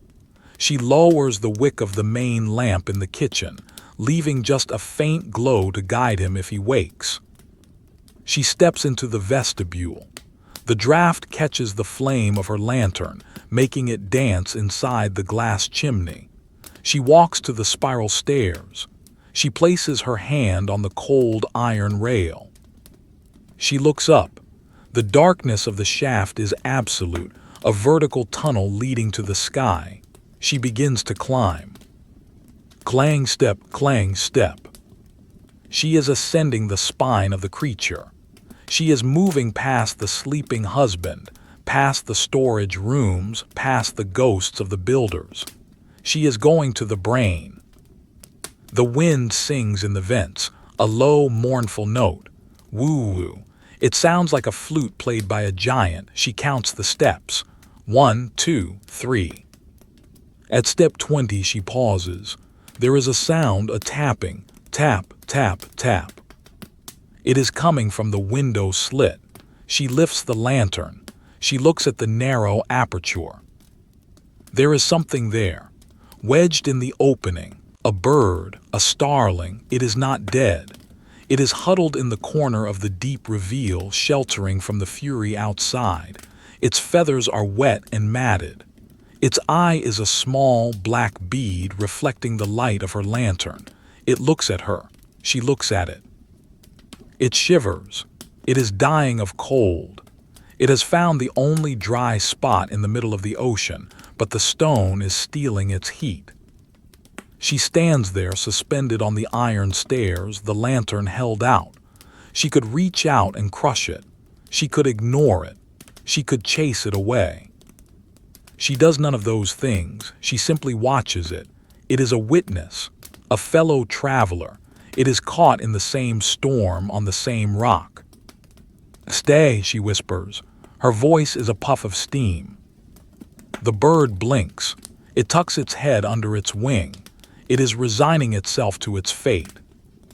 She lowers the lantern. She continues to climb. She leaves the bird in the dark. There is nothing she can do for it. The lighthouse is not an ark. It is a warning. She climbs higher. The air gets colder. The smell of oil gets stronger. She is leaving the domestic world behind and entering the industrial world. The world of gears and lenses and fire. She reaches the watch room. The door is open. The room is empty. The stove is burning low. The clock is ticking, tick, tock. The barometer is steady. She walks to the desk. She looks at the logbook. The sand is still scattered on the last entry. The ink is dry. Wind NNE, force 10. She picks up the pen. She does not dip it. She holds it over the paper. She wants to write something. She wants to write about the birds, about the fear in his eyes, about the silence. But she cannot. The logbook is for facts, for weather, for the light. She puts the pen down. She walks to the ladder that leads to the lantern. She looks up at the trapdoor. She can hear the rotation of the lens. Whoosh, whoosh. She climbs the brass ladder. She pushes the trapdoor open. The light hits her. The trapdoor falls shut, but the sensation of arrival is not one of safety. It is one of exposure.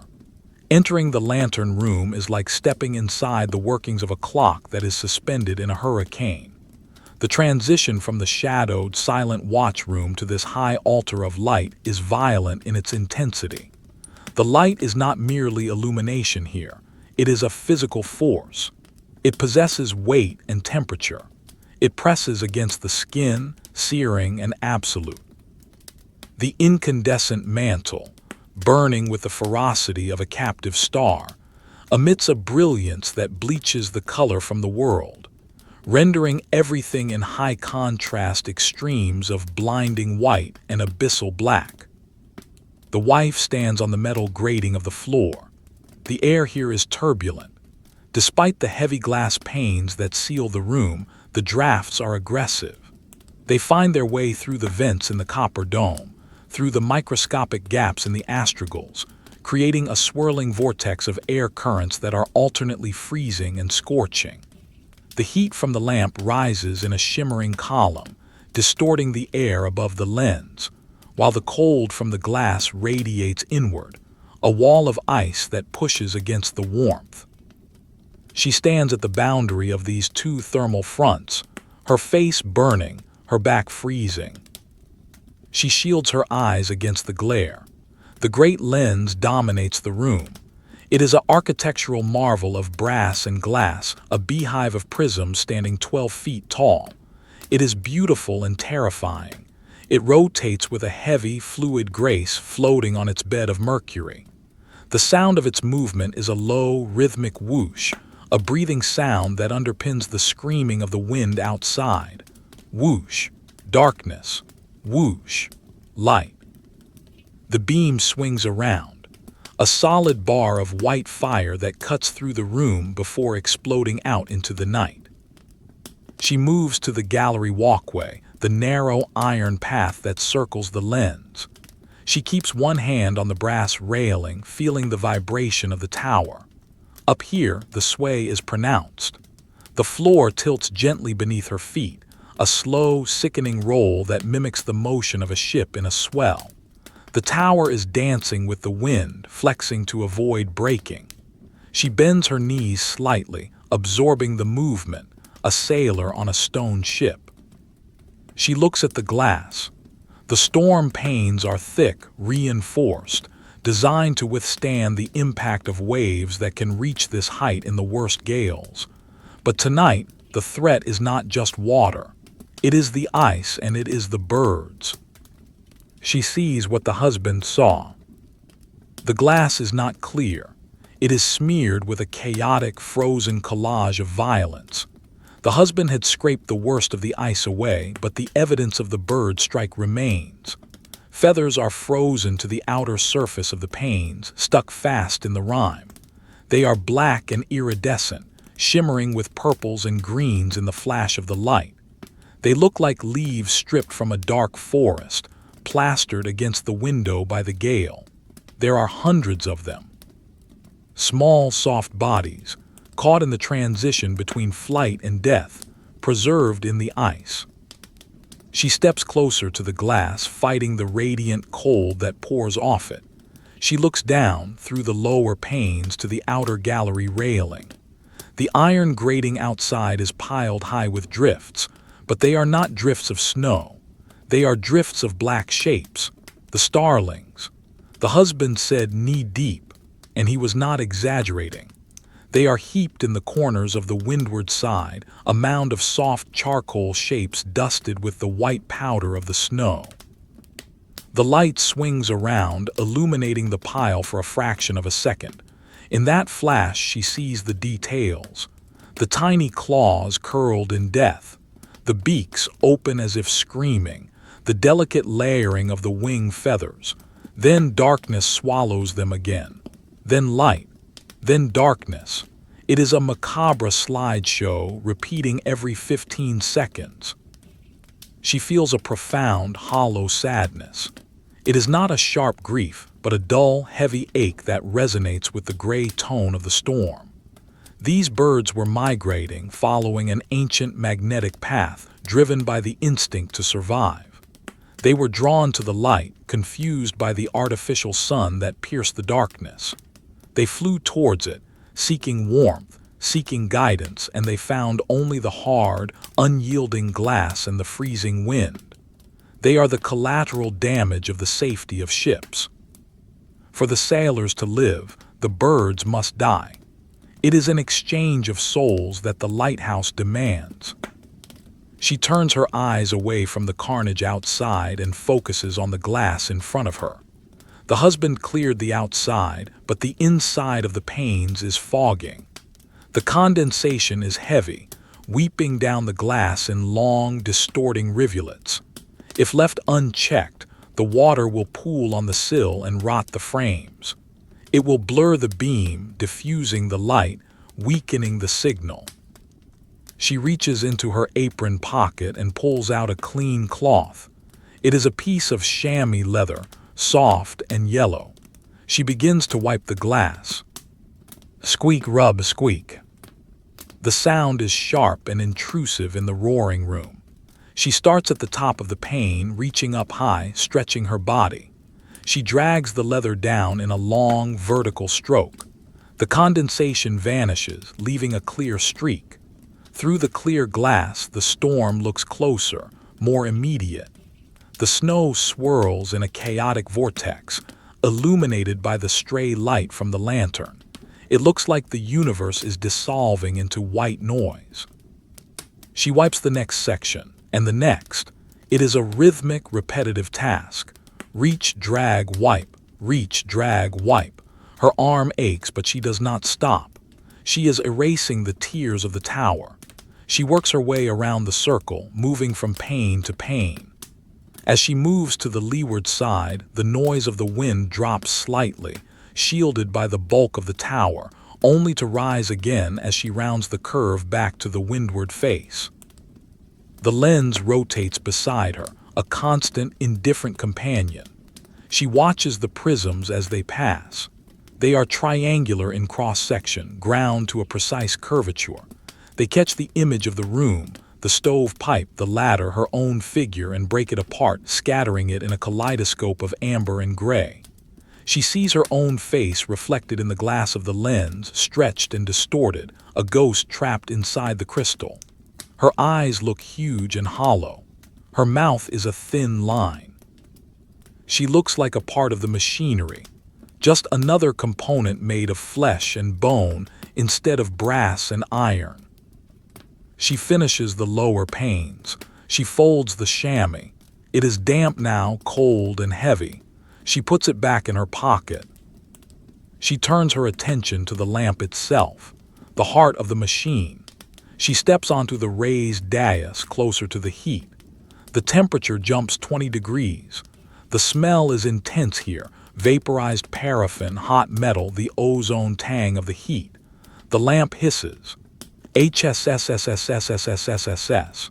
It is an angry, aggressive sound, the sound of fuel being forced under pressure into a burner and consumed.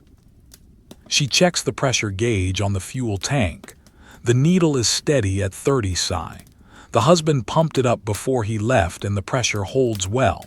She checks the flow rate in the sight glass. The amber oil drips with perfect regularity. Drip, drip, drip.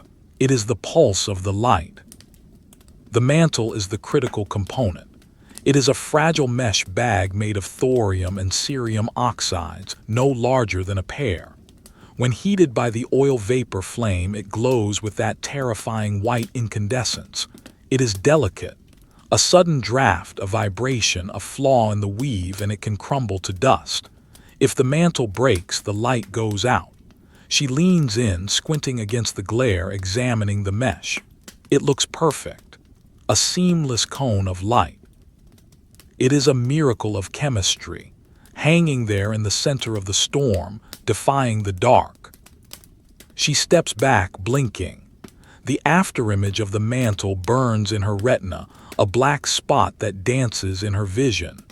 She moves to the side of the room, finding a spot in the shadows, away from the direct beam. There is a small metal step here, part of the maintenance gantry. She sits down. She is not tired in the way that leads to sleep.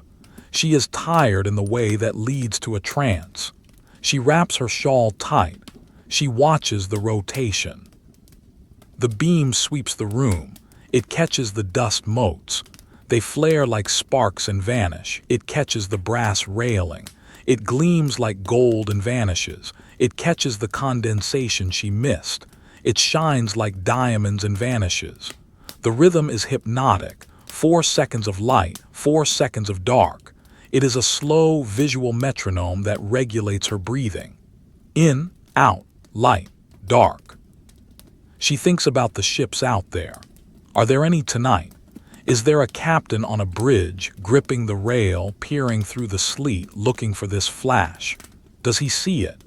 Does he say a prayer when he sees the white finger of the bishop rock light sweeping the horizon? Or is the ocean empty?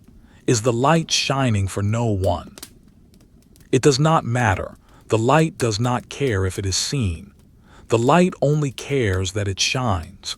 The duty exists independently of the result. It is a philosophy of stone and fire. You stand. You burn, you turn, that is all. She closes her eyes, but the light is still there, pulsing through her eyelids. Red, black, red, black. She listens to the wind. It is telling a story of the Arctic. It is telling a story of ice sheets breaking, of winds gathering speed over thousands of miles of open water, of waves building into moving mountains. It is a story of power, vast and indifferent. She feels the isolation. They are 10 miles from land, but tonight they might as well be on the moon. The causeway is submerged. The boat is winched high. The radio is static. There is no help coming. If the tower fails, they fail. If the sea wants them, it will take them. She remembers the summer. The days when the sea was flat and blue, the color of cornflowers, when the boat came with supplies, when the sun warmed the granite so much you could lean against it like a warm animal. It seems like a lie now, a hallucination. This, the gray, the black, the cold, this feels like the only reality. The summer was a dream. The winter is the truth. She opens her eyes. The dead birds are still there on the gallery. The snow is burying them slowly. By morning, they will be white mounds, statues of snow. She wonders if the bird in the stairwell is still alive, the one she left in the window slit. It was a small mercy letting it stay, but a mercy that changes nothing. It will likely die of the cold before dawn, or it will fly out when the storm breaks, only to be eaten by a gull or drowned in the sea. Nature is efficient. It wastes nothing. She looks at the clockwork mechanism again. The weight cable is tight, a steel line of tension running down through the floor. The gears click softly. She tracks the movement of the governor, the spinning vanes that regulate the speed of the rotation. They blur in the dim light, a whirring shadow. She feels a strange affection for the machine. It is faithful. It does not complain. It does not get tired. It does not fear the birds. It just works. It is the perfect husband.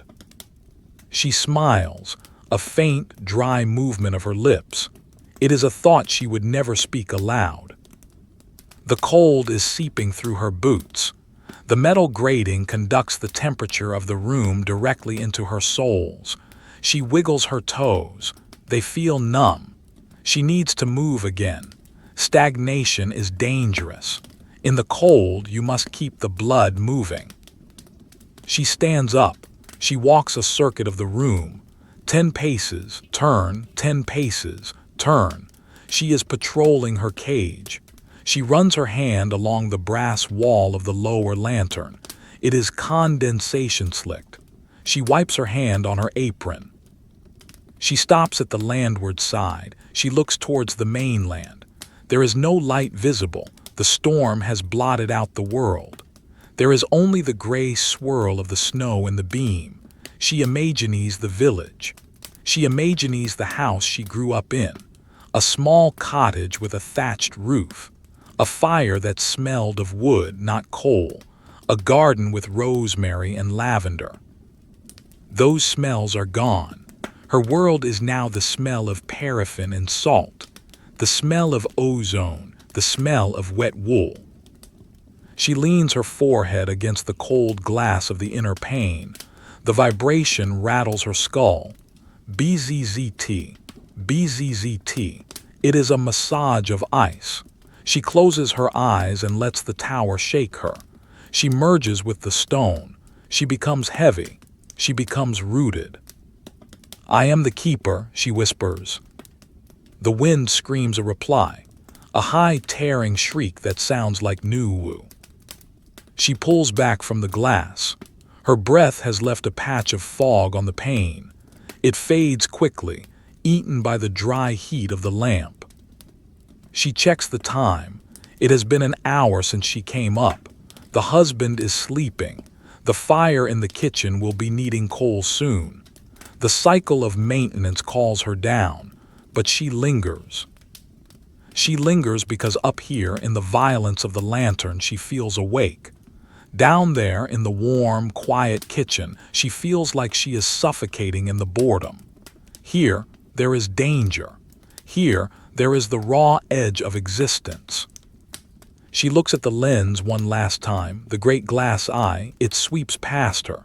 Whoosh, it sees her. It ignores her. She turns to the trapdoor. She grips the cold brass rails of the ladder. She prepares to descend back into the throat of the tower, back to the silence, back to the waiting. She lifts the trapdoor. The smell of the stairwell rises, damp, musty, familiar. She steps onto the ladder. She lowers herself down. The heavy iron door clangs shut above her head, cutting off the roar, cutting off the light, leaving her in the gloom of the watch room once more. The silence of the watch room after the screaming fury of the lantern is a heavy, pressing substance. It is not a true silence, of course. The wind still hammers at the thick walls, a dull, resonant thudding that sounds like a heavy carpet being beaten in a distant room.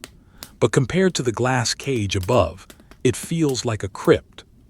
The wife stands at the bottom of the brass ladder, her hand lingering on the cold metal rail, her chest rising and falling as her body adjusts to the change in pressure. Her ears are ringing, a high, thin whine of tinnitus that mimics the sound of the wind, a phantom frequency generated by the nerves in response to the overload of the storm. She swallows, her ears popping softly, equalizing the pressure between the inner ear and the stone chamber.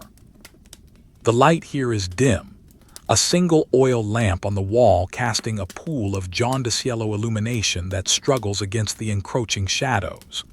The shadows are deep and granular, filling the corners of the circular room, hiding the joinery of the cupboards and the grain of the floorboards. In the visual language of this night, the watch room is a study in sepia and soot. The varnish on the wooden paneling gleams dully, reflecting the lamp flame as a smeared, elongated streak of orange. The brass of the clock face is a dull moon, the hand's thin black lines that dissect the circle of time into meaningless wedges.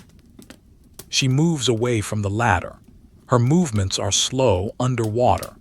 The adrenaline of the exposure in the lantern room is fading, replaced by a creeping numbness that starts in the fingertips and moves inward. She walks to the desk. The logbook is there, closed now, a slab of authority resting on the mahogany. She resists the urge to open it. The last entry is a fact. Looking at it again will not change the weather. The ink has dried. The sand has been blown away. The history is written.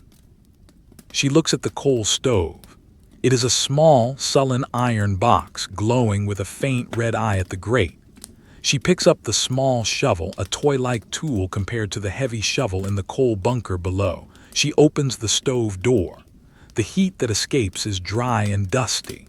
The coals are reduced to a bed of glowing clinkers, ash gray on the outside, magma red on the inside. She adds a single scoop of fresh coal. The black nuggets rattle onto the fire. She watches them for a moment. They sit there, cold and foreign, before the heat begins to lick at them, releasing the gas, turning the solid rock into potential flame. She closes the door. Click. The latch is hot. She turns to the door that leads to the stairwell. The descent awaits. It is a journey back to the roots of the tower, back to the domestic sphere that hangs suspended above the waves. She opens the door. The draft is waiting for her. It is a constant presence in the lighthouse, a living current of air that circulates through the hollow core of the building, moving heat and cold, moving smells, moving sounds.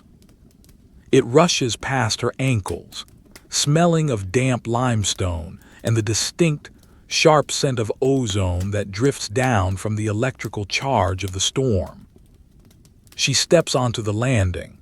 The iron spiral twists away beneath her into the gloom. She begins to walk down. Clang step, clang step. The rhythm is different now. On the way up, it was a labor of lifting the body against gravity. On the way down, it is a labor of restraint. She must hold herself back, resisting the pull of the earth that wants to bring her down to the sea level. Her knees absorb the impact of each step. The muscles in her thighs tighten. The descent is a controlled fall. She passes the window where the bird was. She stops. She lifts her lantern, the flame jumping in the draft. The recess is empty. She stares at the stone sill. There is a small dusting of snow, a tiny white dune that has grown an inch since she last saw it. But the bird is gone. Did it fly? Did it fall? Did the wind suck it out into the void? There is no sign, no feather, no mark. It has simply vanished, erased by the indifference of the architecture. She feels a pang of disappointment, irrational and small. She had wanted it to survive the night. She had wanted a witness, but the tower does not keep pets. She lowers the lantern. The shadows swing wildly, stretching up the walls like grasping hands before shrinking back down. She continues the descent. Below the watch room lie the storage levels. She decides to stop at the oil room. It is not part of the hourly patrol, but she feels drawn to the reserves. She wants to see the fuel. She stops at the landing and unlocks the heavy wooden door. The key is iron, large and simple, hanging from her belt. It turns in the lock with a heavy, grinding sound. K.R. chunk. She pushes the door open. The smell hits her instantly. It is the smell of the lighthouse's blood. Paraffin. Heavy, oily, chemical, it coats the back of the throat. It is a smell that means safety, but it is also a smell that means fire. The oil room is a windowless cell, located in the thickest part of the tower's trunk. The walls here are lined with large galvanized tanks, riveted and painted red. They stand like silent soldiers in the dark. Each tank holds hundreds of gallons of oil. There are copper pipes running from them, valves with brass wheels, sight glasses that show the level of the liquid. She walks into the room. The floor is covered in lead sheeting to prevent sparks. Her boots make a dull, dead sound on the soft metal. Thud, thud. She holds the lantern up. The light gleams on the curved sides of the tanks. They are sweating. Beads of condensation run down the red paint, collecting in the drip trays below. The oil is cold. It sits in the dark, waiting to be pumped up to the lamp, waiting to be vaporized, waiting to become light. She checks the valves. They are tight. She checks the drip trays. They are dry of oil, wet with water. Good. A leak here would be a disaster. A fire in the oil room would turn the tower into a chimney, a furnace that would consume them all. She touches the side of a tank. It is freezing. The thermal mass of the oil holds the cold of the winter. It feels like touching a frozen lake. She stands in the center of the room, surrounded by the fuel. The silence here is profound. The walls are so thick that the storm is reduced to a vibration in the floor, a subsonic hum that is felt rather than heard. She feels safe here in a strange way. This is the larder. This is the hoard. As long as these tanks are full, they have purpose. As long as they have purpose, they have a reason to exist. She leaves the oil room, locking the door behind her. K.R. chunk. The sound echoes in the stairwell. She continues down. Past the storeroom, where the spare wicks and glass chimneys are kept in crates packed with straw. Past the low light room, where a smaller lantern sits ready to be deployed if the main light fails. Past the ghosts of the darkness. She reaches the bottom, the vestibule. The tiles are still wet. The puddle has grown slightly, fed by the weeping of the door. The green casing of the weight tube stands in the center. She checks the cable. It is taut. The weight is still high in the tower, descending slowly. The winding she did earlier is holding. The clockwork is ticking. She turns to the kitchen door. She opens it quietly. Kriyak. The warmth washes over her again.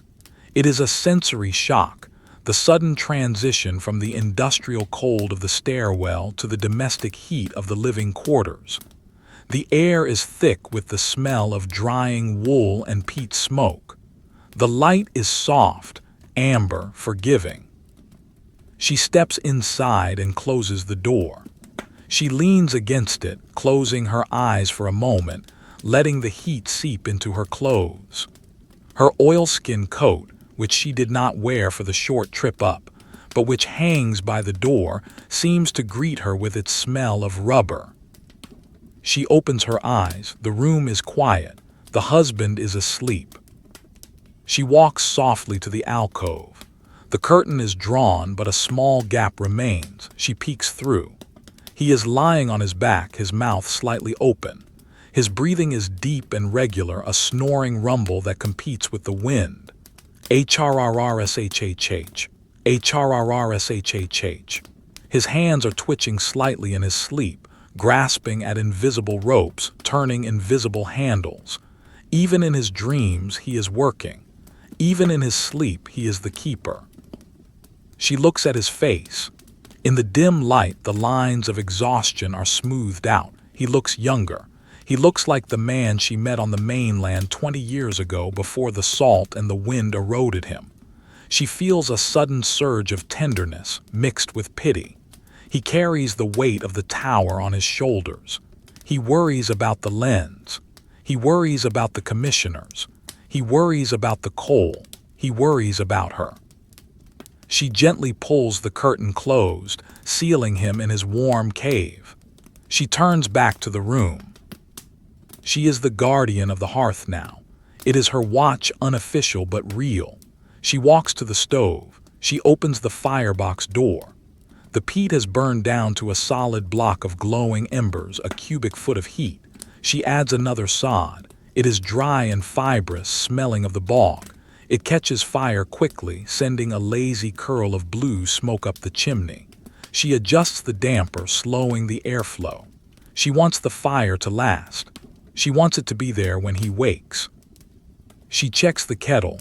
It is still hot, pushed to the side of the hob. There is water in it. Good. She walks to the window. The heavy shutters are still open. The glass is black. She cannot see the storm anymore, but she can hear it. It has changed its voice again. The wind is backing just as he predicted. It is coming from the north now, a cleaner, sharper wind that brings snow instead of sleet. She can hear the dry hiss of the snowflakes hitting the glass. Hiss-stick, hiss-stick. It is a quieter sound than the hail, more insidious. She presses her face to the glass, shading her eyes with her hands to block the reflection of the room. She can see nothing but the swirling white dust of the snow, illuminated for a few feet by the spill of light from the window before vanishing into the void. The snow is horizontal. It is moving at 60 miles an hour. It looks like a river of milk flowing past the tower. She pulls away. The cold of the glass lingers on her forehead, a brand of the night. She moves to the table. She sits in her chair. The wood is still warm from where she sat before. It remembers her shape. She picks up the knitting, the gray wool, the bone needles. Click, slide, turn. The rhythm resumes. It is the metronome of her sanity. With every stitch, she binds time. With every row, she builds a wall against the boredom. She looks at the pattern she is creating. It is a cable stitch, a twisting rope of wool that mimics the ropes used on the boat, the ropes used to hoist the supplies, the steel cable that holds the weight. It is a pattern of strength.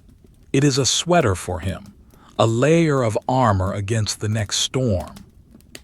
Her mind drifts. She thinks about the summer again. She thinks about the day the supply boat comes.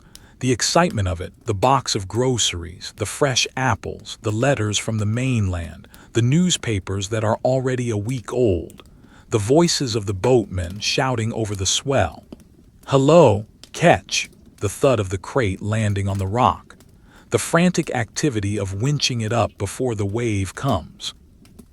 And then the boat leaves. The engine noise fades, the white wake dissolves, and they are alone again. The silence returns, heavier than before. The letters are read in an hour. The apples are eaten in a week. The newspapers are used to light the fire. And then there is only the stone and the water and the work. She wonders if she misses the world, the shops, the churches, the paved streets, the noise of other people. She tries to conjure the image of a busy street in her mind, a market day, colors, noise, smells of spices and horses. The image is faint. It lacks texture. It feels like a picture in a book, not a memory. The reality of the lighthouse has overwritten the reality of the land. The gray has washed out the color. The wind has blown away the voices. She looks at the dresser. There is a small mirror there propped up against a cup. She gets up and walks over to it. She looks at her reflection. Her face is pale. The skin is translucent, papery. There are dark circles under her eyes, bruises of fatigue. Her hair is pulled back tight, gray streaks mixing with the brown. She looks severe. She looks like a nun of the Order of the Rock. She touches her cheek. The skin is cool. She wonders if she is disappearing. If she stays here long enough, will she become transparent? Will she turn into glass like the lens? Will she turn into stone like the walls? She turns away from the mirror. She does not like these thoughts. They are the thoughts of the night. They are the thoughts that come when the wind howls. She goes back to the chair. She sits, she knits. Click, slide, turn. The clock chimes. One single brass note, 3:00 a.m. The witching hour. The hour when the soul is loosest in the body. The hour when the fever spikes. The hour when the storm is strongest. She stops knitting. She listens. Is the wind louder? Yes. The backing to the north has brought a new intensity. The air is denser. The gusts are more percussive. Wham! The tower shudders. It is a subtle vibration, a tremor that travels up the spine. The crockery on the dresser rattles. Tink, tink. The lantern flame shivers. She looks at the ceiling.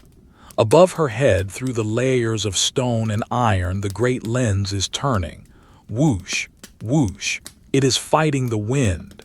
The wind is pushing against the lantern room, trying to twist the top off the tower. The copper dome is groaning. She can hear it, a distant, metallic distress.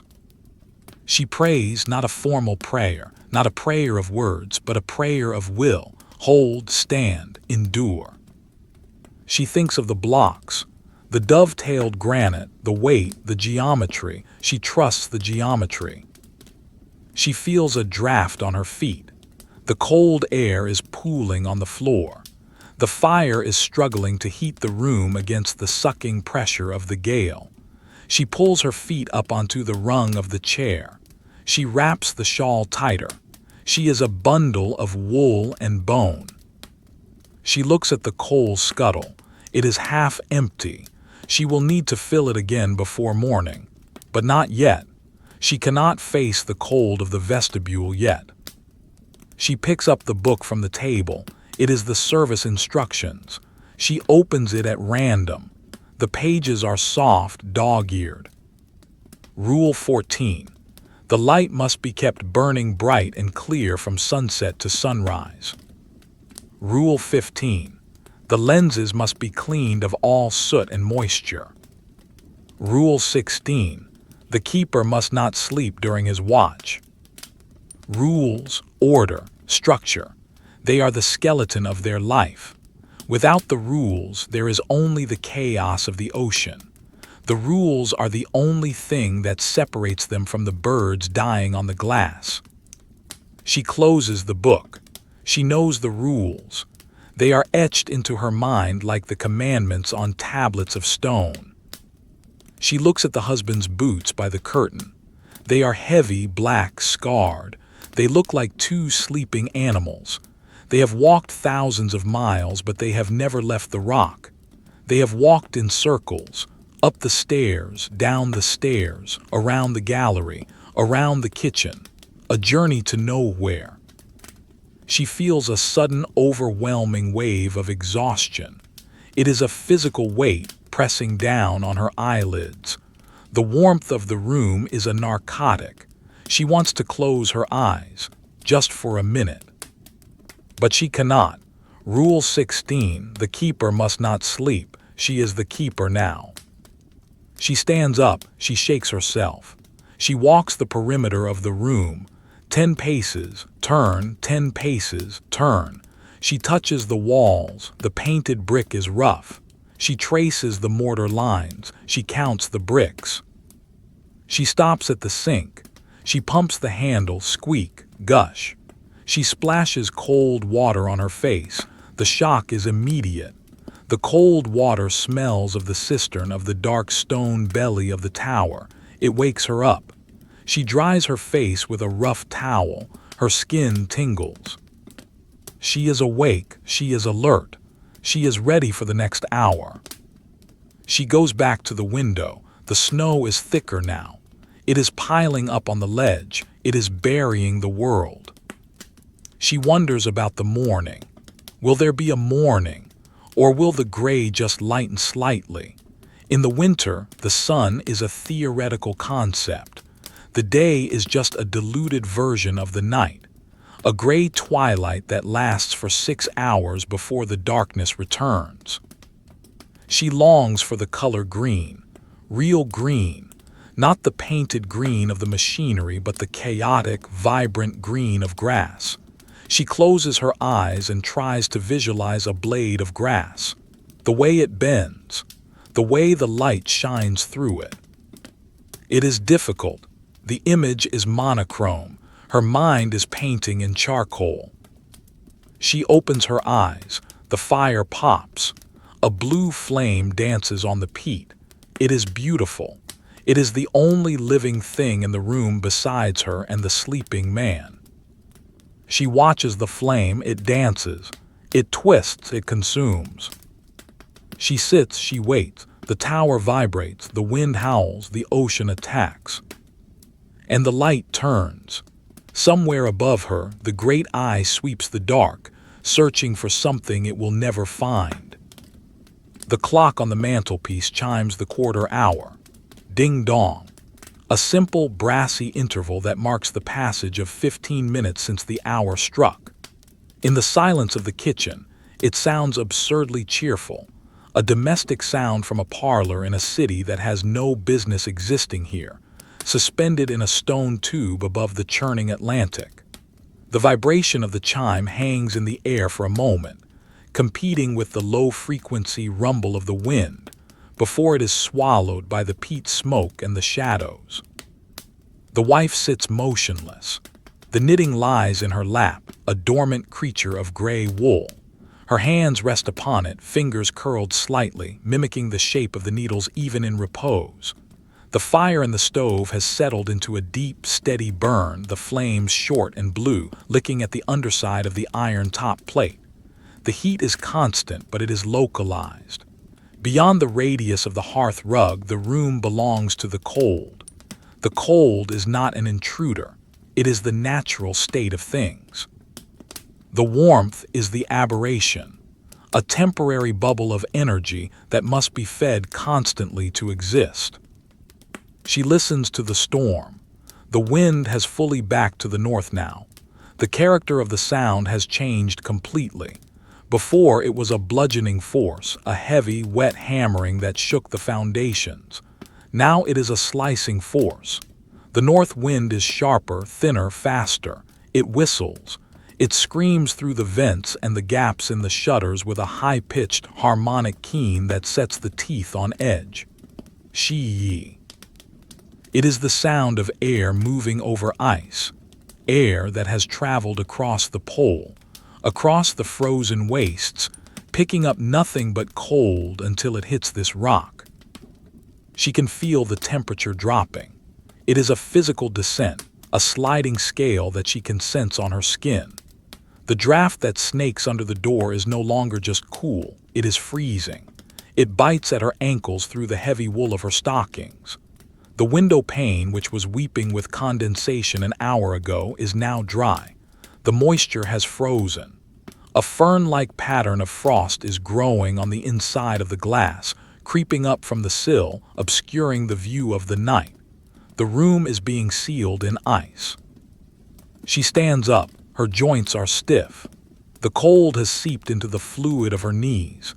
She stretches, her spine cracking softly. She looks at the curtained alcove. The husband sleeps on. His snoring has hitched into a different rhythm, deeper, slower, matching the heavier drop in atmospheric pressure. He is deep in the trough of sleep where the dreams are dark and heavy. She will not wake him, not yet. She walks to the table and picks up the lantern. The brass base is cold. She turns the wick up slightly. The flame grows, pushing back the shadows that have gathered in the corners of the room. She needs to go up. She needs to check the pressure. The north wind sucks the air out of the lantern room more violently. It can affect the draft of the lamp, causing the flame to flicker or smoke. The balance must be maintained. She opens the door to the vestibule. The cold hits her like a solid wall. It is shocking, breathtaking. The air here is no longer just the air of a stairwell. It is the air of a freezer. The puddle on the floor has frozen. It is a sheet of black ice, slick and treacherous. She steps carefully, her boots finding purchase on the dry tiles around the edge. She approaches the spiral stairs. The ascent begins. Clang, step, clang, step. The stairwell is singing. The metal stairs are vibrating in sympathy with the wind. The iron railing hums under her hand. It feels alive, trembling with a nervous energy. The noise in the shaft is louder now, the whistling of the vents amplified by the acoustics of the cylinder. It sounds like a choir of ghosts, screaming in a language of vowels. Ooh-hoo, ee-hee. She climbs. She pulls the shawl tight over her nose and mouth, breathing through the wool. The air is too cold to breathe directly. It hurts the lungs. The wool warms it slightly, tasting of sheep and damp. She counts the steps. The repetition is a comfort. It is a ladder of numbers that leads her out of the deep. 30, 40, 50. She passes the window where she left the bird. She does not stop this time. She does not look. If it is dead, she does not want to see the small frozen shape. If it is gone, she does not want to wonder where. She keeps her eyes on the steps. Cast iron diamonds, gray paint, the hem of her skirt moving back and forth. The higher she climbs, the more the tower moves. The sway is pronounced now. At the level of the storeroom, she has to pause and grip the rail as a particularly violent gust hits the lantern above. The tower leans. It feels like it is falling. It hangs there off vertical for a long second before slowly swinging back. It is a sickening sensation, a disruption of the inner ear that makes the stomach turn. She closes her eyes and waits for the stone to right itself. It always does. It must. She reaches the watch room. The door is rattled in its frame, shaking as if someone is trying to get in. She pushes it open. The room is cold. The small stove here has burned low, its heat sucked away by the massive thermal loss of the glass above. The air smells of brass polish and impending snow. She walks to the desk. The logbook pages are fluttering slightly in the draft. She places a heavy brass weight on them. She looks at the barometer. The needle has dropped further. It is deep in the danger zone. 960 millibars. It is a vacuum. The storm is a hole in the atmosphere, and the tower is in the center of it. She moves to the ladder, the final climb. She climbs the brass rungs, pushing the trapdoor open with her shoulder. The lantern room is a blizzard of noise. The scream of the wind is deafening here, a physical assault on the eardrums. The glass panes are white. The snow has come. It is plastering the windward side of the lantern, sticking to the glass, freezing instantly. The beam of the light is struggling to punch through the coating. She steps onto the grating. The cold is absolute. It burns exposed skin instantly. She moves quickly. She checks the lamp. The flame is wavering, dancing in the turbulent air currents that are forcing their way in. The mantle glows with a pulsing light, brightening and dimming in time with the gusts. The oil flow is inconsistent. The cold has thickened the paraffin. It is moving too slowly through the pipes. The viscosity has changed. She needs to increase the pressure. She moves to the air tank. She grips the pump handle. It is freezing. She begins to pump. Ker-chunk, hiss, ker-chunk, hiss. She forces air into the tank, driving the oil up to the burner with more force. She watches the pressure gauge. The needle climbs slowly. 32 psi, 34 psi, 35 psi. The flame stabilizes. The hiss becomes steady again. The light brightens, regaining its searing intensity. She stops pumping. Her arms are aching. She rubs her hands together, trying to generate friction. She looks at the glass. The snow is building up fast. A thick, opaque layer of white is covering the northeast sector. The light is being reflected back into the room, blinding her. She cannot go out on the gallery. It is suicide in this wind. The railing is likely iced over, the grating slippery as glass. If she opens the gallery door, the wind might rip it from its hinges or suck the air out of the room and extinguish the lamp. She must stay inside. But the glass must be cleared. She looks for the inside scraper. It is a long pole with a rubber blade like a squeegee. She finds it clamped to the wall. She takes it down. She cannot scrape the outside from the inside, but she can try to melt the snow. She adjusts the vents on the stovepipe that runs through the room. She opens the damper fully, allowing more heat from the lower stove to rise. She directs the vents towards the blocked panes. It is a small gesture. The heat of the lamp is the main weapon. She stands by the lens, watching the rotation. The beam hits the wall of snow on the glass. It illuminates the crystals, turning the window into a glowing sheet of white marble. It is beautiful in a deadly way. The light is trapped. She moves to the leeward side. The glass here is clearer. She can see out. The snow is flying past horizontally, millions of white sparks in the dark. It is a tunnel of speed. The world outside is nothing but motion and cold. She feels the vibration of the mercury bath, the heavy tub of liquid metal that supports the lens. It ripples with the shaking of the tower. She worries about the mercury. If it spills, the fumes are toxic. If the lens touches the iron tub, the friction will stop it. It floats on a hairline gap. She checks the level. It looks steady. The silver liquid is heavy, dense, moving with a sluggish lethargy. She walks around the gallery again. She is the custodian of the light, but tonight the light is struggling. She feels a sense of helplessness. The elements are too strong. They are winning. She stops and leans against the brass cabinet of the clockwork mechanism. She can hear the gears clicking. Click-whir, click-whir. The sound is a comfort. It is the sound of logic. As long as the gears turn, the world makes sense. She thinks of the husband sleeping below. He is resting for the morning shift. The morning will be hard. They will have to dig out the gallery. They will have to chip the ice from the door. They will have to carry more coal. The work never ends. It only changes form. She looks at her reflection in the dark glass of the leeward pane. She looks like a ghost, a gray woman in a gray tower. She wonders if she is aging faster here. Does the wind erode the skin like it erodes the stone? Does the gravity of the tower pull the face down? She turns away from the reflection. She focuses on the lamp, the blue flame, the white mantle, the drop of oil. Drip, drip, drip.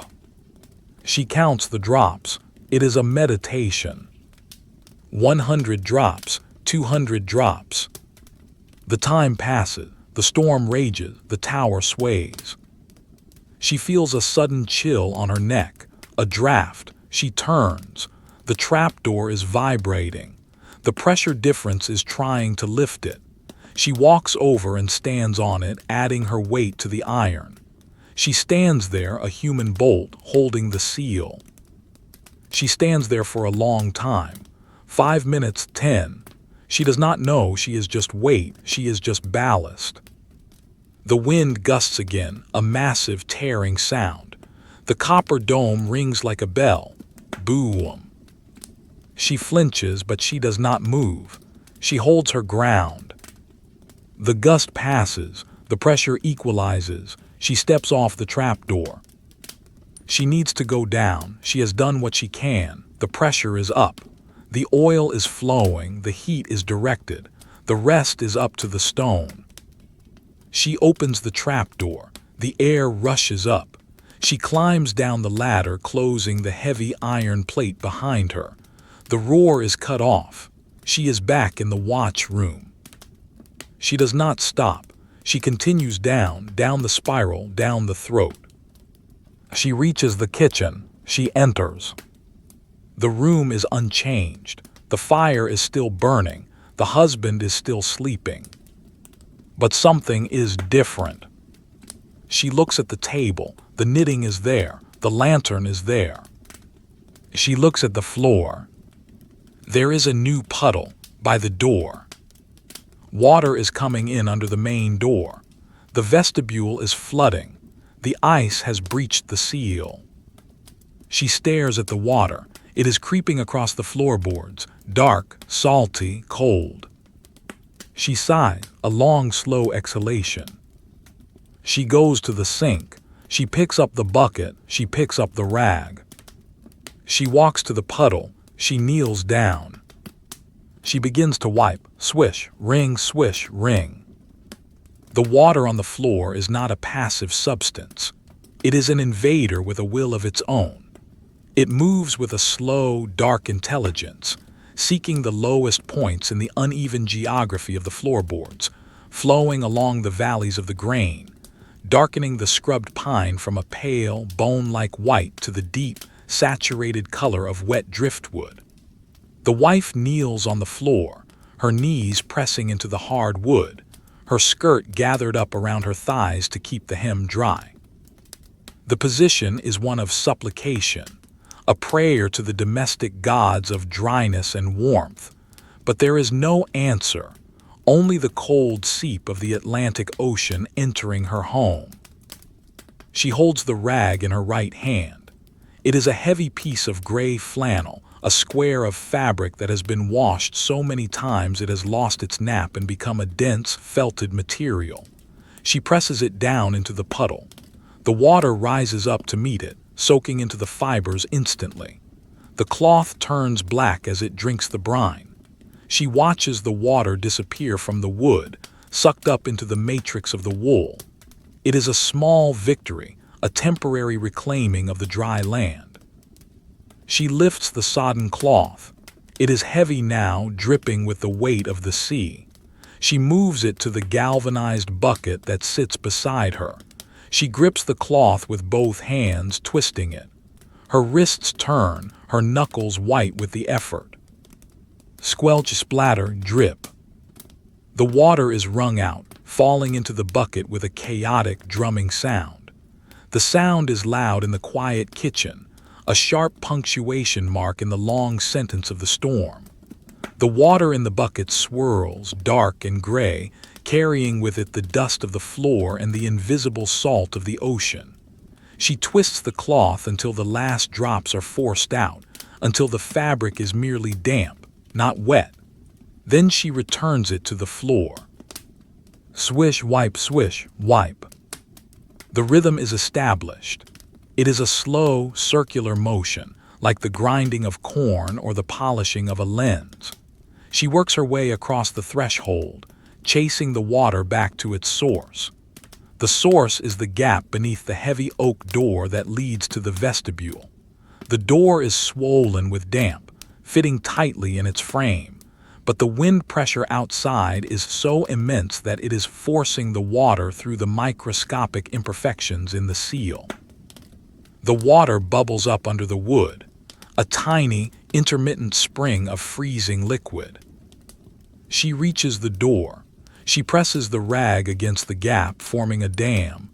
The water hits the cloth and stops. For a moment the flow is checked, but the cloth will saturate. The dam will fail.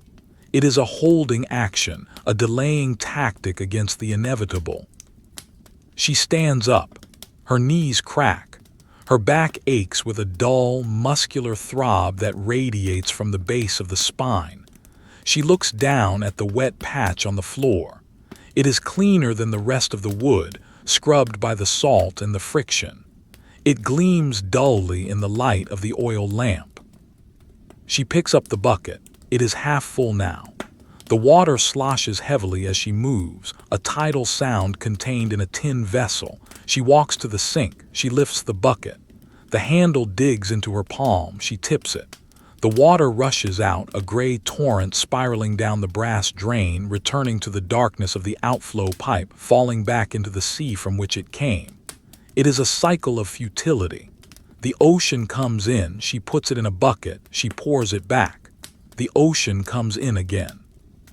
She rinses the bucket. The fresh water from the pump is cold, but not as cold as the sea water.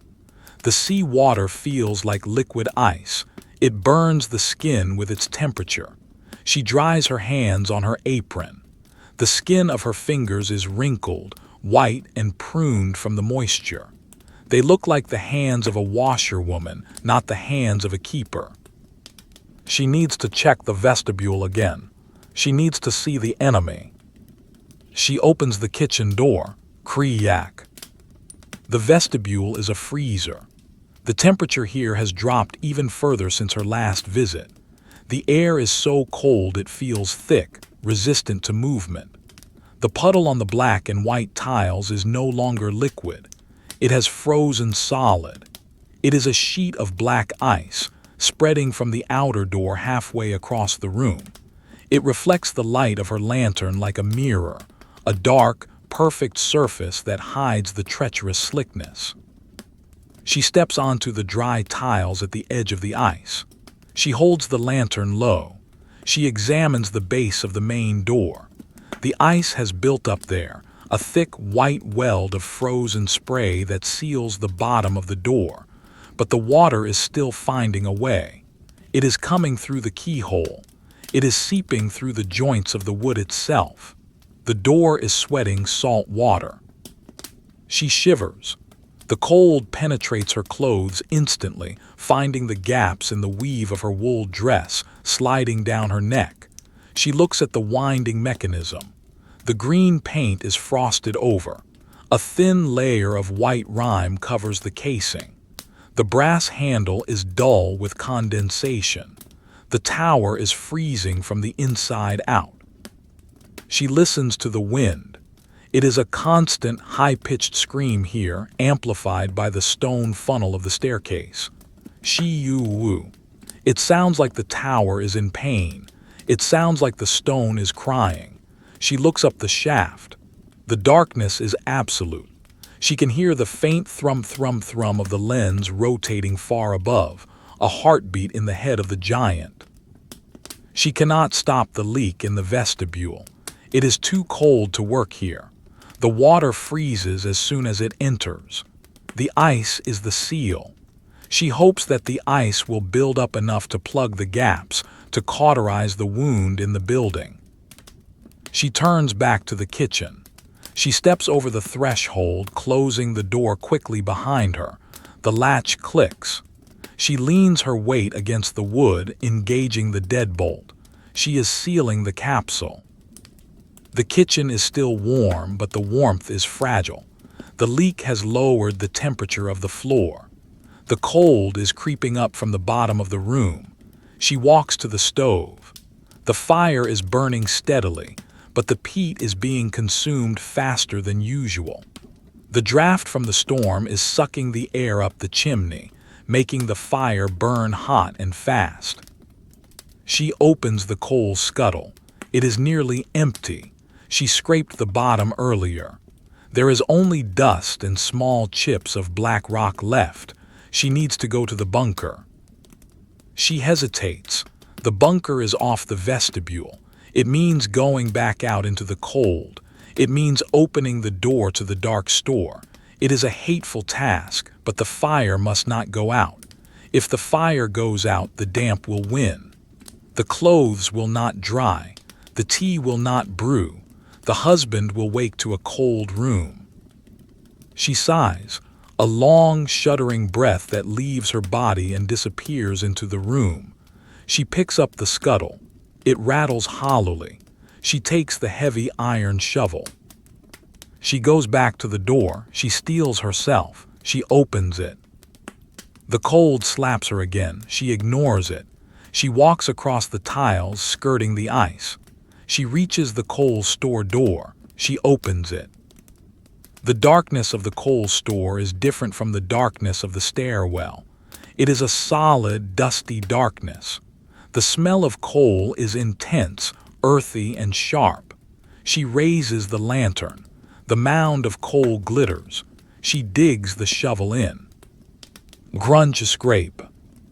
The sound is loud, aggressive. She lifts a shovel full of heavy black nuggets. She tips them into the scuttle. Rattle, crash. The noise echoes in the small stone room. She repeats the motion. Dig, lift, tip, dig, lift, tip. She fills the scuttle to the brim. It is heavy now, a burden of stored sunlight from 1,000,000 years ago. She carries it back. Her arm strains with the weight. The metal handle cuts into her fingers. She walks carefully on the tiles, terrified of slipping on the ice. If she falls here, if she breaks a bone, there is no doctor. There is only the husband and the service instructions. Section 4, First Aid, Splints and Bandages. She reaches the kitchen. She kicks the door open with her boot. She stumbles in. She drops the scuttle by the stove with a heavy thud. She is breathless. The exertion in the cold air has made her lungs ache. She coughs, a dry, hacking sound. She waits for her breathing to settle. She feeds the fire. She pours the coal in. The flames leap up, eager and orange. The heat hits her face. She basks in it for a moment, letting the radiation thaw her skin. She looks at the husband. He has shifted in his sleep. He is turned towards the room now, his face illuminated by the firelight. He looks peaceful. His mouth is closed. His eyelids are still. He is far away in a place where there is no wind and no ice. She envies him. She envies his ability to turn off the world. She walks to the table and sits down. She is tired. A bone-deep fatigue that feels like lead in her veins. Her legs feel heavy. Her arms feel like wet ropes. She looks at the clock, 3:45 a.m.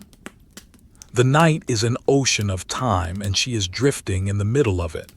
The dawn is hours away, and even when it comes, it will not be a true dawn. It will be a lightening of the gray, a subtle shift in the spectrum of the storm. She picks up her knitting. She needs the rhythm. She needs the click of the needles to organize her thoughts. Click, slide, turn. She knits a row, purl 2, knit 2. Ribbing, it is the cuff of a sleeve, elastic, tight, designed to hold the warmth in at the wrist. She thinks about the birds again, the ones on the glass, the one in the window. They are the silent casualties of the night. She wonders how many are out there falling into the sea. She imagines the surface of the water churned by the waves dotted with small black feathers. The sea will swallow them. The crabs will eat them. The cycle continues. She feels a draft on her feet again. She looks at the door. The rag she placed there is already soaked. The water is seeping around it. The leak is persistent. She puts the knitting down. She gets up. She walks to the sink. She wrings the rag out again. Squelch, drip. She puts it back. This is her life. A loop of maintenance. Wringing out the water, feeding the fire, winding the clock, cleaning the glass. It is a life of circles. The tower is a circle. The lens is a circle. The horizon is a circle. She walks to the window. She scrapes a small hole in the frost on the inside of the pane with her fingernail. She peers out. The snow is heavy. It is a white curtain drawn across the world. She cannot see the sea. She cannot see the sky.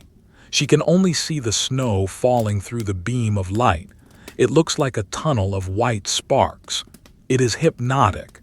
If she looks at it too long, she feels like she is flying forward into the storm. She turns away. It is dangerous to look at the snow too long. It calls to you. It says, "Come out. It is quiet here. It is soft here." She returns to the chair. She sits. The silence of the room is deepening. The wind is still loud, but her brain has filtered it out. It has become white noise, a constant background texture like the grain of the film. The sounds she hears are the small ones, the popping of the coal, the settling of the ash, the ticking of the clock.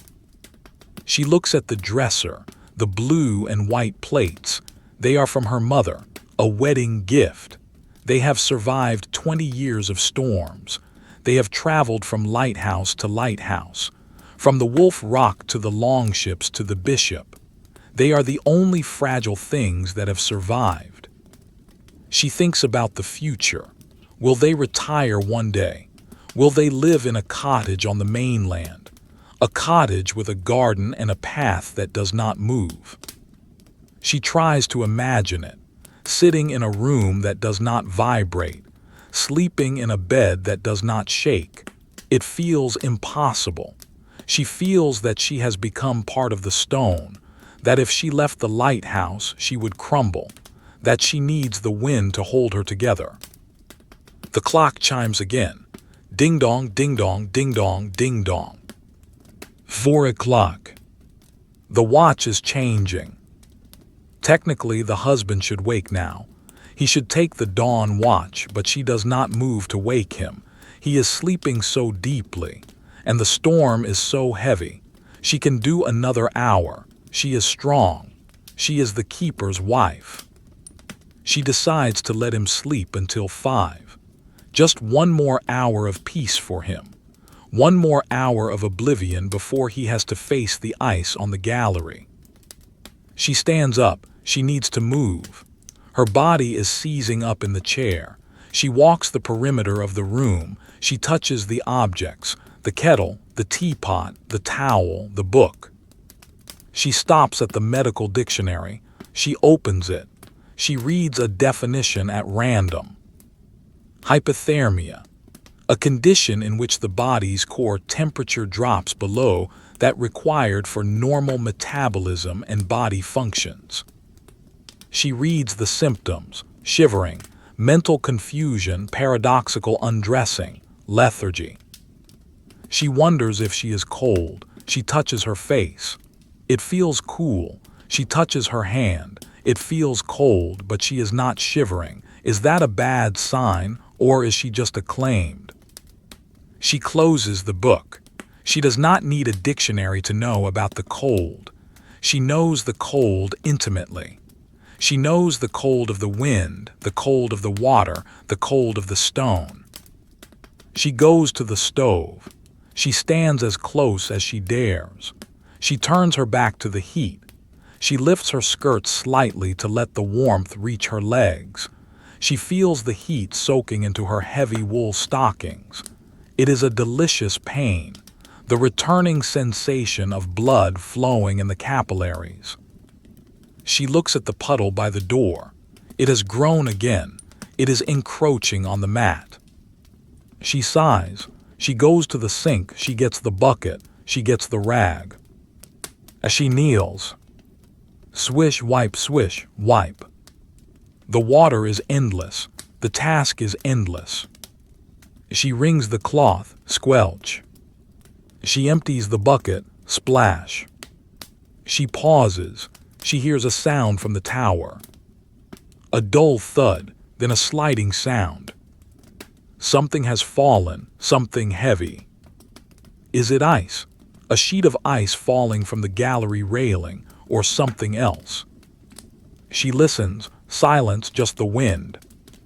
She walks to the kitchen door. She opens it. She steps into the vestibule. She listens up the shaft. Woo-woo, the wind. Clank.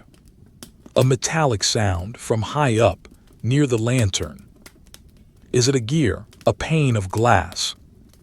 She feels a spike of fear, a cold needle in her chest. If the lens breaks. She grabs the lantern. She does not bother with the shawl. She runs to the stairs. She begins to climb. Clang, clang, clang. She climbs faster this time, ignoring the burn in her legs, ignoring the cold. She needs to know. She reaches the first landing. The sound is louder. It is a rhythmic scraping.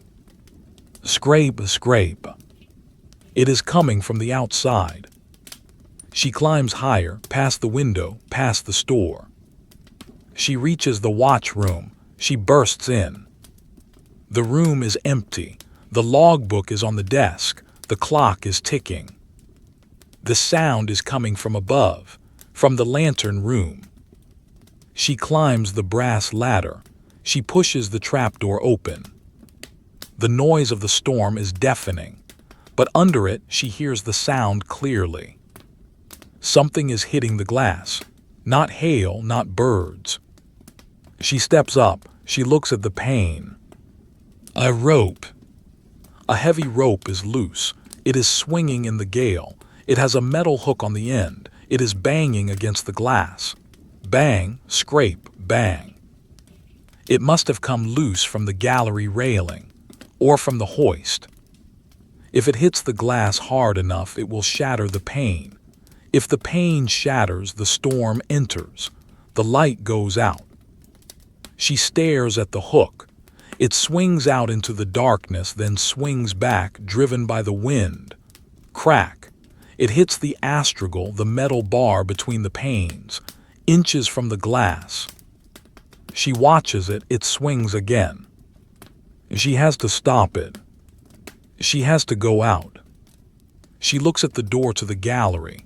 It is a heavy iron door bolted shut. Outside, the wind is force 10. The ice is thick. The birds are dead. But the rope is swinging. Bang. She looks at the hook. It is a pendulum of destruction. She looks at the lamp. It burns steadily, unaware of the danger. She makes a decision. She turns back to the trapdoor. She needs the husband. She cannot do this alone. She is strong, but she is not heavy enough. The wind will blow her away. She descends, clatter, clatter. She runs down the spiral. The sound of her boots is frantic. She reaches the kitchen. She bursts in. "Thomas," she cries. Her voice is loud, cracking the silence. He wakes instantly. He sits up, eyes wide, adrenaline flooding his system. "What?" he barks. "The hoist," she says. "The rope is loose. The hook is hitting the glass." He is out of bed in a second. He does not ask questions. He knows the physics. He knows the danger. He grabs his boots. He jams his feet in. He does not tie the laces. He grabs his coat. He throws it on. "The heavy cutter," he says. "Get the heavy cutter." She runs to the tool chest. She grabs the bolt cutters, heavy, oily. She hands them to him. He looks at her. "Stay here," he says. "No," she says. "You need someone to hold the door." He looks at her. He sees the resolve in her gray eyes. He nods. "Come." They leave the warmth. They leave the fire. They step into the vestibule. They begin to climb, two figures in the dark, climbing towards the storm. The ascent is a journey through a vertical tunnel of anxiety, where every step is measured not in distance, but in the escalating volume of the threat above. They climb in a tandem rhythm, a dark, heavy-footed duet on the iron spiral. The husband leads, his boot striking the metal treads with a dull, forceful impact that vibrates down the spine of the tower. He carries the bolt cutters in his right hand, the heavy steel jaws pointing downward, a tool of destruction intended for salvation. The wife follows, her hand gripping the cold rail, her breath coming in short, sharp gasps that bloom as white clouds in the freezing air of the stairwell and vanish instantly into the draft. They do not speak. The acoustics of the shaft render speech difficult, transforming words into hollow echoes that bounce confusingly off the curved brick walls. Besides, there is nothing to say. The situation has been diagnosed, the remedy selected. Now there is only the execution. The sound of the hook hitting the glass is the only language that matters. Clang, weight, crack. It is a torturous rhythm, irregular and violent, mocking the steady, mechanical heartbeat of the clockwork rotation. With every impact, the fear spikes in the chest, a sharp, cold contraction of the heart. If the glass breaks, the wind enters. If the wind enters, the mantle shatters. If the mantle shatters, the light dies. And if the light dies, the ships in the darkness are blind. They pass the level of the sleeping quarters, the empty bunk where the warmth of his body has already dissipated into the chill air. They pass the storage rooms, the locked doors guarding the silent tanks of oil. The air grows colder with every revolution of the spiral. It is a descent into temperature, even as they ascend in altitude. The wind outside is pressing against the tower with such force that the stone itself seems to be sweating cold, radiating a freezing aura that penetrates the layers of wool and skin. They reach the watch room. The husband does not stop. He moves through the room like a man wading through deep water, his movements deliberate and heavy. He places the bolt cutters on the desk for a brief second to button his oilskin coat all the way to the chin. His fingers are stiff, fumbling with the buttons. The wife stands by the door, watching him. In the dim light of the single lamp, his face is a mask of concentration, the eyes narrowed, the jaw set.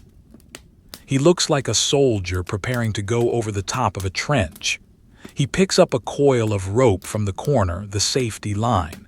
He ties one end around his waist with a practiced, fluid motion, the knot forming instantly under his thumb. A bowline, secure, unshakable. He hands the other end to her. She takes it. The rope is rough, made of hemp, smelling of tar and storage. It is heavy in her hands. "Wrap it," he says.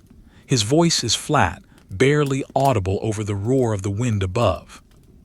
She moves to the heavy iron stanchion that supports the desk. She wraps the rope around it twice, taking a turn to create friction. She will be the anchor. She will be the weight that keeps him from being blown into the Atlantic. She nods. He picks up the cutters. He turns to the brass ladder. He climbs. She follows to the foot of the ladder, paying out the rope, keeping it taut but not tight. She watches his boots disappear through the trapdoor. The heavy iron plate is pushed up, and the noise falls down into the watch room like a physical weight. a chaotic, screaming roar that drowns out the ticking of the clock, the fire, the very sound of their own breathing. She climbs up behind him, stopping just below the floor level of the lantern, her head emerging into the maelstrom. The lantern room is a scene of violent beauty.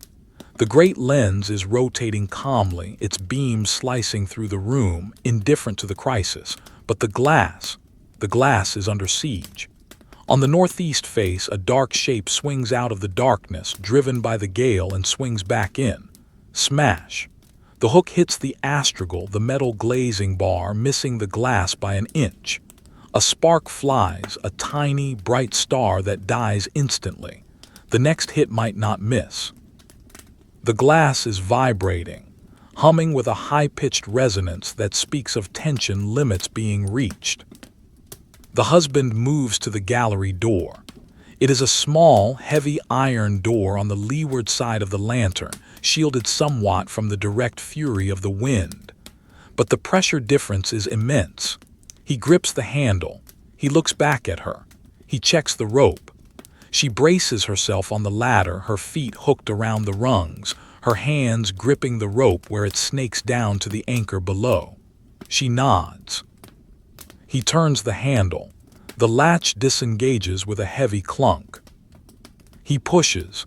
The door does not want to open. The wind is sucking it shut, creating a vacuum seal. He puts his shoulder against the iron. He heaves. With a sudden, tearing sound of rushing air, the door pops open. The storm enters the room. It is not just wind. It is a solid object. It hits them with the force of a landslide. Snow, ice, and freezing air blast into the lantern room, swirling in a chaotic vortex. The flame of the lamp flickers violently, the mantle glowing dangerously bright as the extra oxygen hits it, then dimming as the draft threatens to snuff it out. The temperature drops 20 degrees in a second. The husband steps out. He does not walk. He crawls. He drops to his hands and knees on the iron grating of the gallery. To stand up is to die. The wind would catch him like a sail and toss him over the rail into the boiling sea 100 feet below. He is a dark, four-legged shape, moving slowly against the white fury of the night. The wife holds the door. She cannot let it slam shut or it might lock him out. She cannot let it swing wide or the wind will destroy the lamp. She stands in the aperture, her body acting as a partial shield, her shoulder jammed against the iron frame, her hands gripping the wet, freezing metal of the door handle. She is the gatekeeper. She watches him. He is crawling around the circular walkway. The gallery is narrow, barely 3 feet wide, surrounded by a waist-high railing. The floor is a nightmare. It is covered in a thick layer of ice, smooth and treacherous, and on top of the ice, the birds. The husband was right. There are thousands of them, mounds of dead starlings piled against the base of the glass, frozen into the drifts. He has to crawl over them. His knees crush their small, frozen bodies. His hands push aside the stiff wings. It is a grotesque passage. He is crawling through a graveyard of feathers. The wind whips the loose feathers up, mixing them with the snow, creating a swirling blizzard of white flakes and black down. He rounds the curve of the lantern, moving out of her direct line of sight, moving into the windward sector. She pays out the rope. It slides through her hands, rough and biting. She counts the feet. 10 feet. 15 feet. He is nearing the danger zone. She can hear the hook banging. Crack. It is louder now that the door is open. It sounds like a gunshot. She waits. The rope stops moving. He has reached the spot. Out on the gallery, the husband is fighting for his life. The wind here is a solid wall, pressing him down against the ice. He can barely lift his head. The spray from the waves below is shooting up the side of the tower, freezing in midair, pelting him with pellets of ice that feel like buckshot. He squints through the narrow slit of his hood. He sees the rope. It is a hoist line used for hauling supplies up from the boat. It has snapped at the bottom and has been blown loose. The heavy iron hook is swinging wildly, a pendulum driven by the chaotic eddies of the gale. It swings out over the abyss, vanishes into the dark, then comes hurtling back towards the delicate glass panes. He has to time it. He has to catch the rope or cut it without being hit by the hook and without shattering the glass himself with the heavy cutters. He lies flat on his stomach on the bed of dead birds. The smell is faint in the cold, musty, organic. He maneuvers the bolt cutters. They are heavy, awkward in his frozen gloves. He waits for the hook to swing out. Whoosh! The beam of the light sweeps over him. For a second, he is illuminated in brilliance. He sees the hook clearly. It is rusted, pitted iron. It hangs in the air for a moment at the apex of its swing. Now, he lunges forward with the cutters. He tries to grab the rope with the jaws of the tool. He misses. The wind blows the rope sideways. The hook swings back. Smash! It hits the railing inches from his face. The vibration travels through the iron floor. He recoils. He waits again.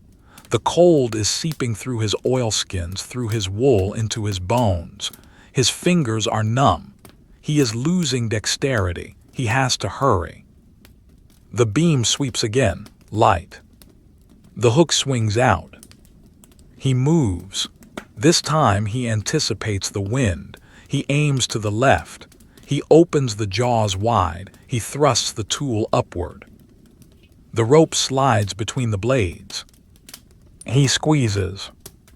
His hands are weak with cold. The handles of the cutters are slippery. He grits his teeth. He uses his chest muscles, his shoulders, the weight of his body. He squeezes. The blades bite into the hemp. The rope resists. It is frozen, stiff as a wire. He roars into the wind, a sound lost instantly in the gale. He pushes harder. Snap! The rope is severed. The hook, deprived of its tether, falls away instantly, swallowed by the darkness and the gravity. It falls silent and heavy towards the sea. The remaining length of rope whips away in the wind, lashing harmlessly against the railing. It is done.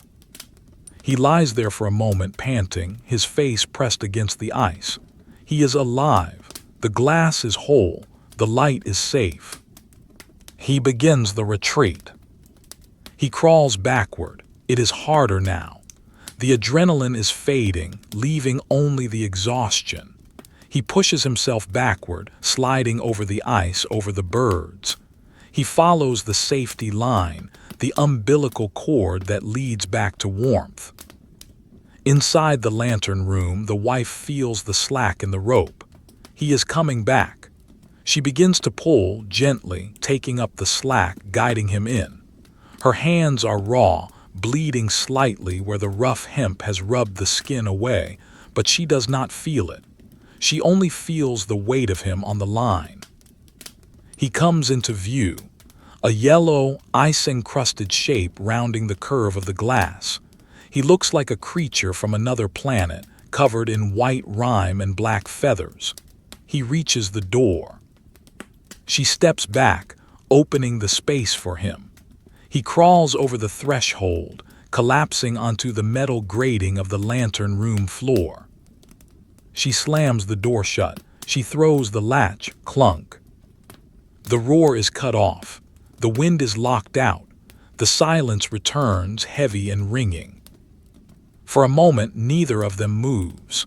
The husband lies on the floor, breathing in great, heaving gasps. The wife leans against the door, her legs trembling. The air in the room feels tropical compared to the gallery, though it is barely above freezing. She kneels beside him. She touches his shoulder. The oilskin is frozen hard. "Thomas," she whispers. He nods against the floor.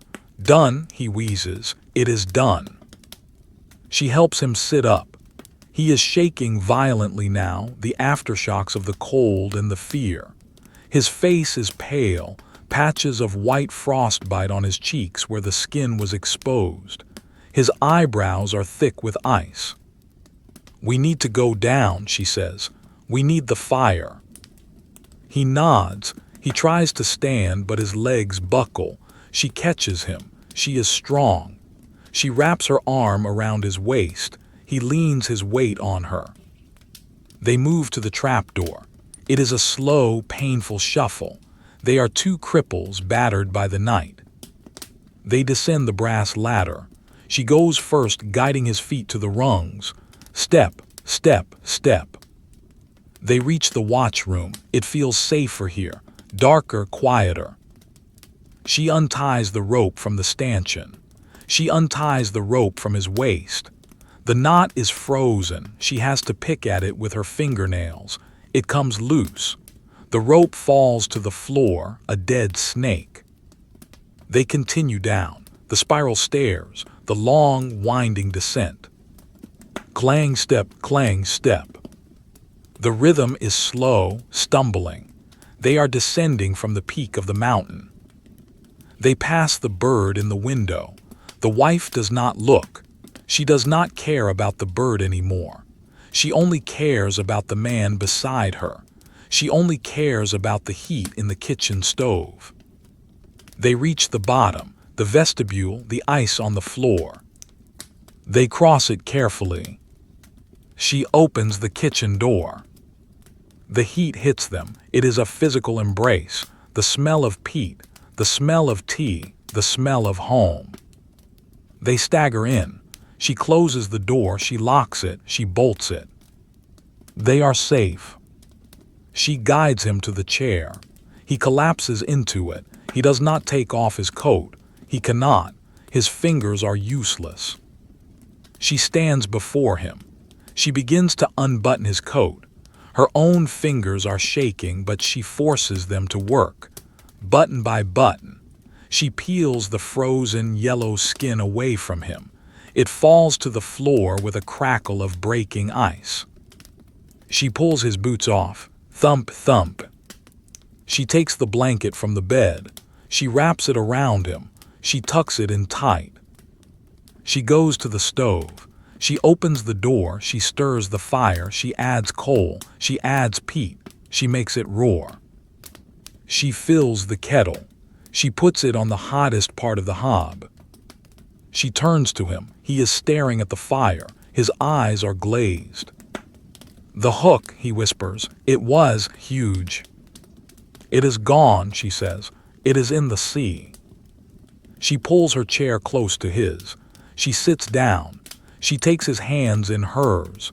His hands are like blocks of ice. She rubs them. She chafes the skin, trying to push the blood back into the fingers. She does not speak. She just rubs, friction, heat, life. The clock chimes. Ding-dong, ding-dong.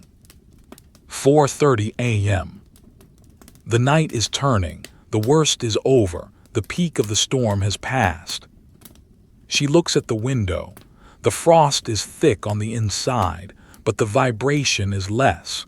The wind is still screaming, but it has lost its murderous edge.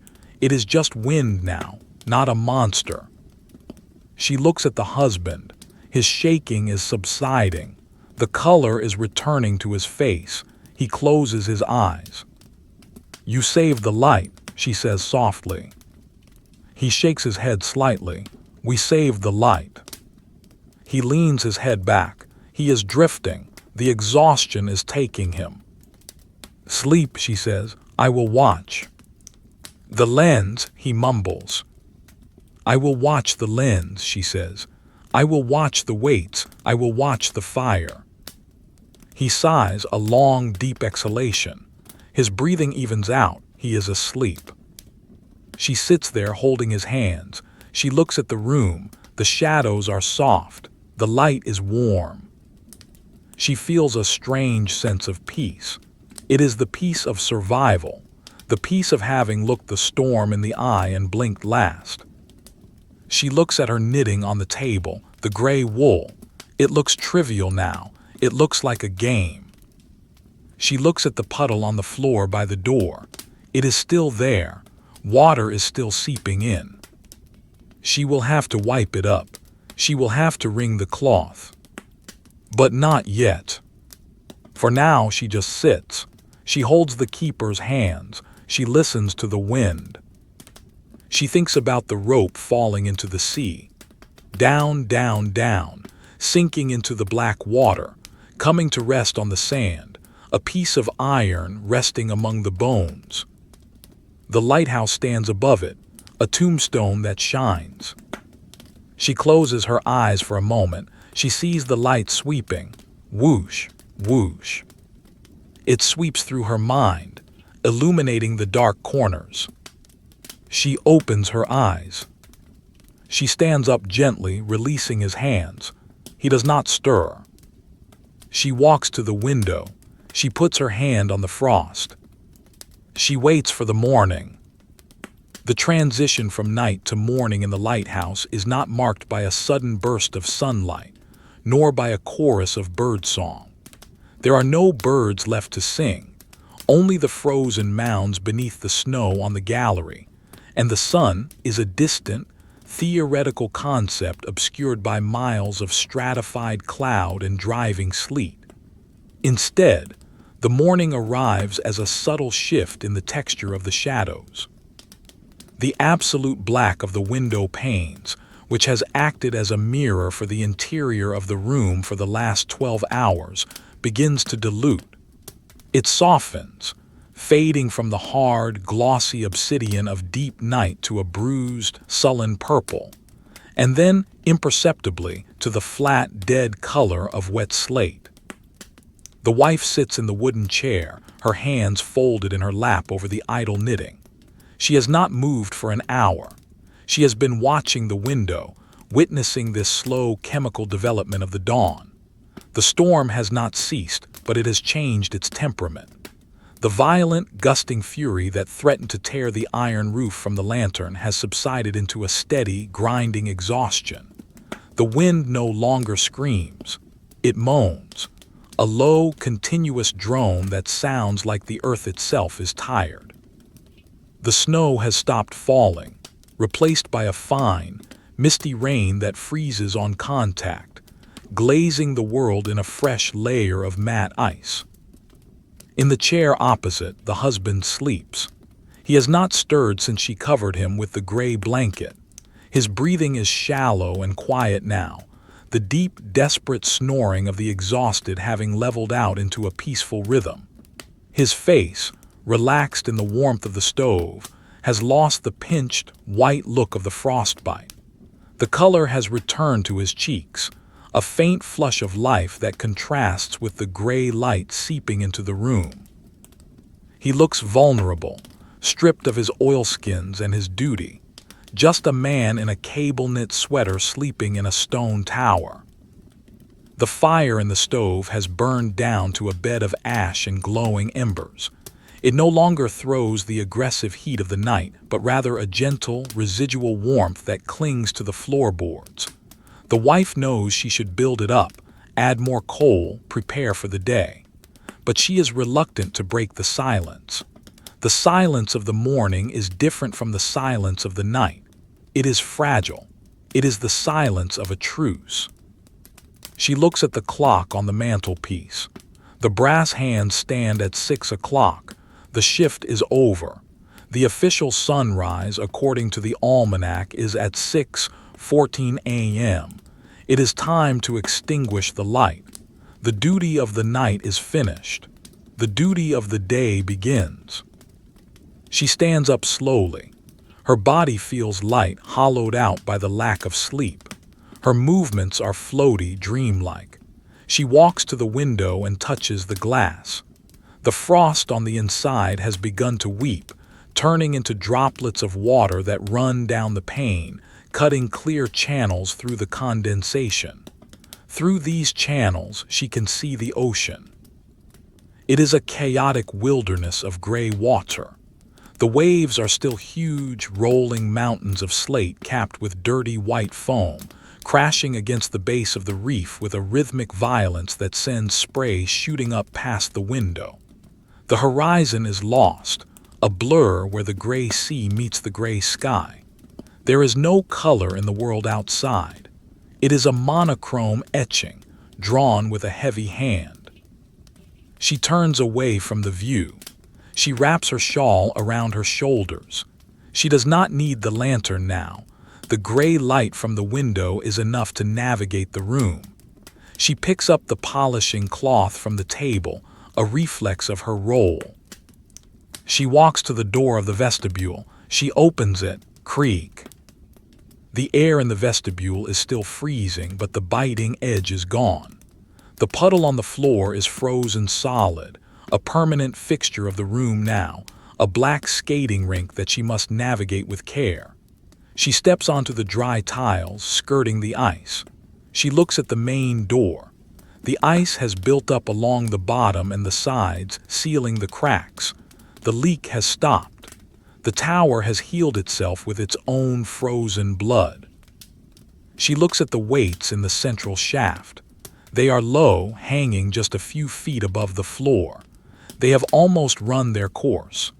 The clockwork has ticked through the night, unwinding its stored energy, turning the lens through thousands of revolutions. It is ready to rest. She begins the climb. Clang step, clang step. The sound of her boots on the iron stairs is flatter now, absorbed by the damp air of the morning. The stairwell is filled with a gray gloom, the light filtering down from the lantern room far above. The shadows are less sharp, less terrifying. They are just shadows of iron and brick. She climbs slowly, conserving her energy. She feels the ache in her legs, the memory of the night's exertions. She passes the window where the bird was. She stops. She looks into the recess. It is empty. There is no bird, no feathers, just a small drift of snow on the sill. Did it fly away? Did it fall? She will never know. It has vanished into the history of the storm, just another small mystery swallowed by the sea. She feels a strange sense of relief. It is better not to know. She continues up, past the oil store, past the bedroom level. The tower feels solid again. The terrifying sway of the night has reduced to a barely perceptible vibration. The stone has survived the assault. The granite has held. She reaches the watch room. The light here is stronger, pouring in through the unshuttered window. The room looks tired. The desk is cluttered with the bolt cutters, the coil of rope, the open logbook. It looks like the scene of a battle. The stove is cold. The ash in the grate is gray and dead. She walks to the desk. She picks up the pen. She dips it in the ink. She writes in the logbook below the husband's entry. 6:00 a.m. Storm moderating. Wind north force 7. Light extinguished. Routine maintenance to commence. She sands the ink. She blows the sand away. Whoosh. A small gray cloud drifts across the room. She climbs the brass ladder to the lantern room. She pushes the trapdoor up. The light is blinding. Even in the gray dawn, the lens is a powerhouse of brilliance. The beam is still sweeping, cutting through the twilight, a pale ghost of its nighttime glory. The contrast is gone. The beam looks anemic against the gray sky, a struggle of artificial light against the return of the natural day. The room is cold, but the wind has stopped screaming. It is a low bluster now, rattling the panes but not threatening to shatter them. The glass is streaked with salt and melting ice. The view is panoramic and desolate. She walks to the lamp, the heart of the machine. It is hissing quietly, a steady, pressurized sigh. HSSSSSSSS. The mantle is a perfect cone of white fire burning with a fierce determination. It has done its job. It has burned through the dark. She reaches for the valve on the oil supply pipe. The brass wheel is warm. She turns it clockwise. Squeak turn. The flow of oil is cut off. She watches the mantle. For a moment, nothing happens. The residual oil in the vaporizer continues to burn. Then the hiss changes pitch. It falters. The brilliant white light begins to yellow. It shrinks. The incandescence fades, replaced by a dull orange glow. The cone of the mantle dims, turning from a star into a ghost, and then into a fragile gray ash skeleton. The flame flutters and dies. Pop. The silence that follows is profound. The heartbeat of the tower has stopped. The rhythmic whoosh of the light is gone. There is only the sound of the wind outside and the clicking of the cooling metal. Tick, tick, tick. The room seems to darken instantly, adjusting to the gray ambient light of the morning. The lens stops rotating as she engages the brake lever. The great glass hive comes to a halt. It stands still, a dormant sculpture of crystal and brass. Now the final ritual of the morning, the covering of the lens. She opens the cupboard in the base of the lantern. She takes out the linen covers. They are heavy sheets of unbleached linen, tailored to fit the segments of the lens. They smell of lavender and dry storage. If the sun were to come out, even a weak winter sun, and strike the stationary lens, the prisms would act as giant magnifying glasses. They would focus the sunlight into a laser-hot point on the other side of the room.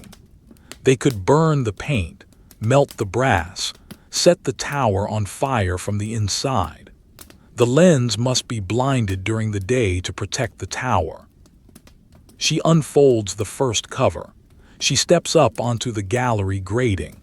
She reaches up, draping the linen over the glass faces. It is like dressing a giant. She smooths the fabric down, covering the prisms, hiding the glass. She works her way around the lens, panel by panel. The room transforms. The glittering, jewel-like space becomes a soft, tinted chamber. The linen diffuses the gray light from outside, creating a hushed, church-like atmosphere. The sharp reflections are gone. The hard edges are softened. The machine is asleep. She finishes the last cover. She ties the cords that hold them in place. The lens is now a white monolith in the center of the room, shrouded and safe. She walks to the gallery door. She looks at the handle. She remembers the struggle in the night, the terror of the hook. She peers through the thick glass of the door. The gallery is a ruin of ice. The railing is coated in a foot of rime, and the birds are buried. The snow has drifted over them, smoothing out the mounds, turning the graveyard into a pristine, undulating landscape of white. Only here and there does a black wing tip protrude, a dark flaw in the perfection of the ice. She looks down at the sea. It is churning, roiling, white-capped. It looks cold enough to stop the heart in a single beat, but it is just water. It is just physics. She turns away. She is done here. The lantern room is secure. The light is out. The lens is covered. She descends. Down the brass ladder. The trapdoor closes with a final thud. The gray light of the watch room welcomes her back. Down the iron spiral. Clang step, clang step. The descent is easy now. Gravity is on her side. She lets her hand slide down the rail, polishing the iron with her palm. She is descending into the domestic world. She reaches the vestibule. She crosses the tiles. She opens the kitchen door. The warmth is still there, faint but persistent. The husband is waking. He is sitting up in the chair, the blanket falling from his shoulders. He is rubbing his face with his hands, waking up from the deep coma of the storm. He looks at her as she enters. His eyes are clear. "The light?" he asks. His voice is a croak unused for hours. "Extinguished," she says, "and covered." He nods, he accepts this. The cycle is complete. "The wind?" he asks. "Dropping," she says, "force 7. "Good," he says. He stretches, his arms reaching up to the beams of the ceiling. He groans, a sound of stiffness leaving the body. He stands up. He walks to the window. He looks out at the gray morning. He looks at the ice on the glass. He looks at the sea. He does not say anything about the night. He does not mention the hook or the rope or the birds. That is past. That is history. It is written in the logbook. It is done. He turns back to the room. "Porridge," he says. "Yes," she says, "porridge." She goes to the pantry. She takes out the tin of oats. She takes out the heavy iron pot.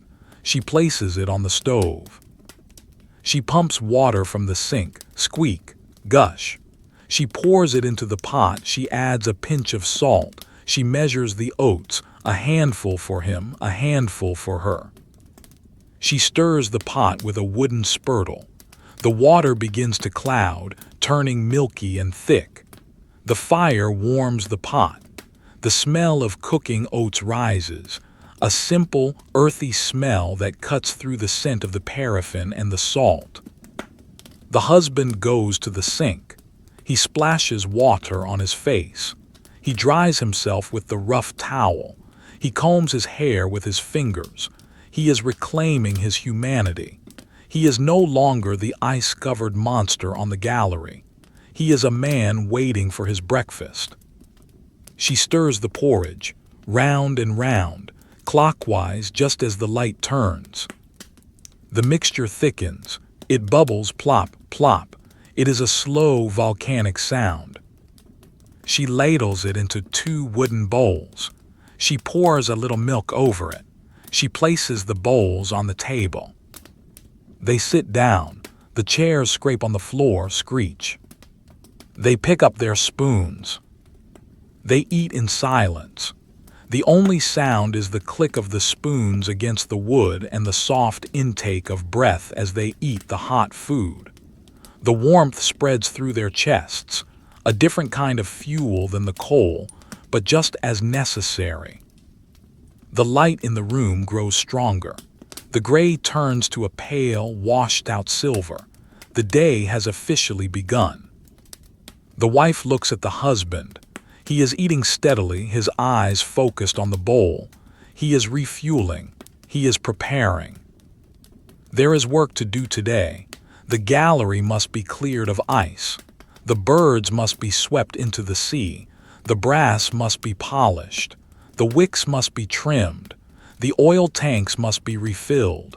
The weights must be wound. The loop continues. She finishes her porridge. She puts the spoon down. She looks at her hands. They are red, rough, scarred. They are the hands of the tower. She looks at the knitting on the side table, the gray wool, the unfinished sleeve. She will knit later, after the cleaning, after the polishing.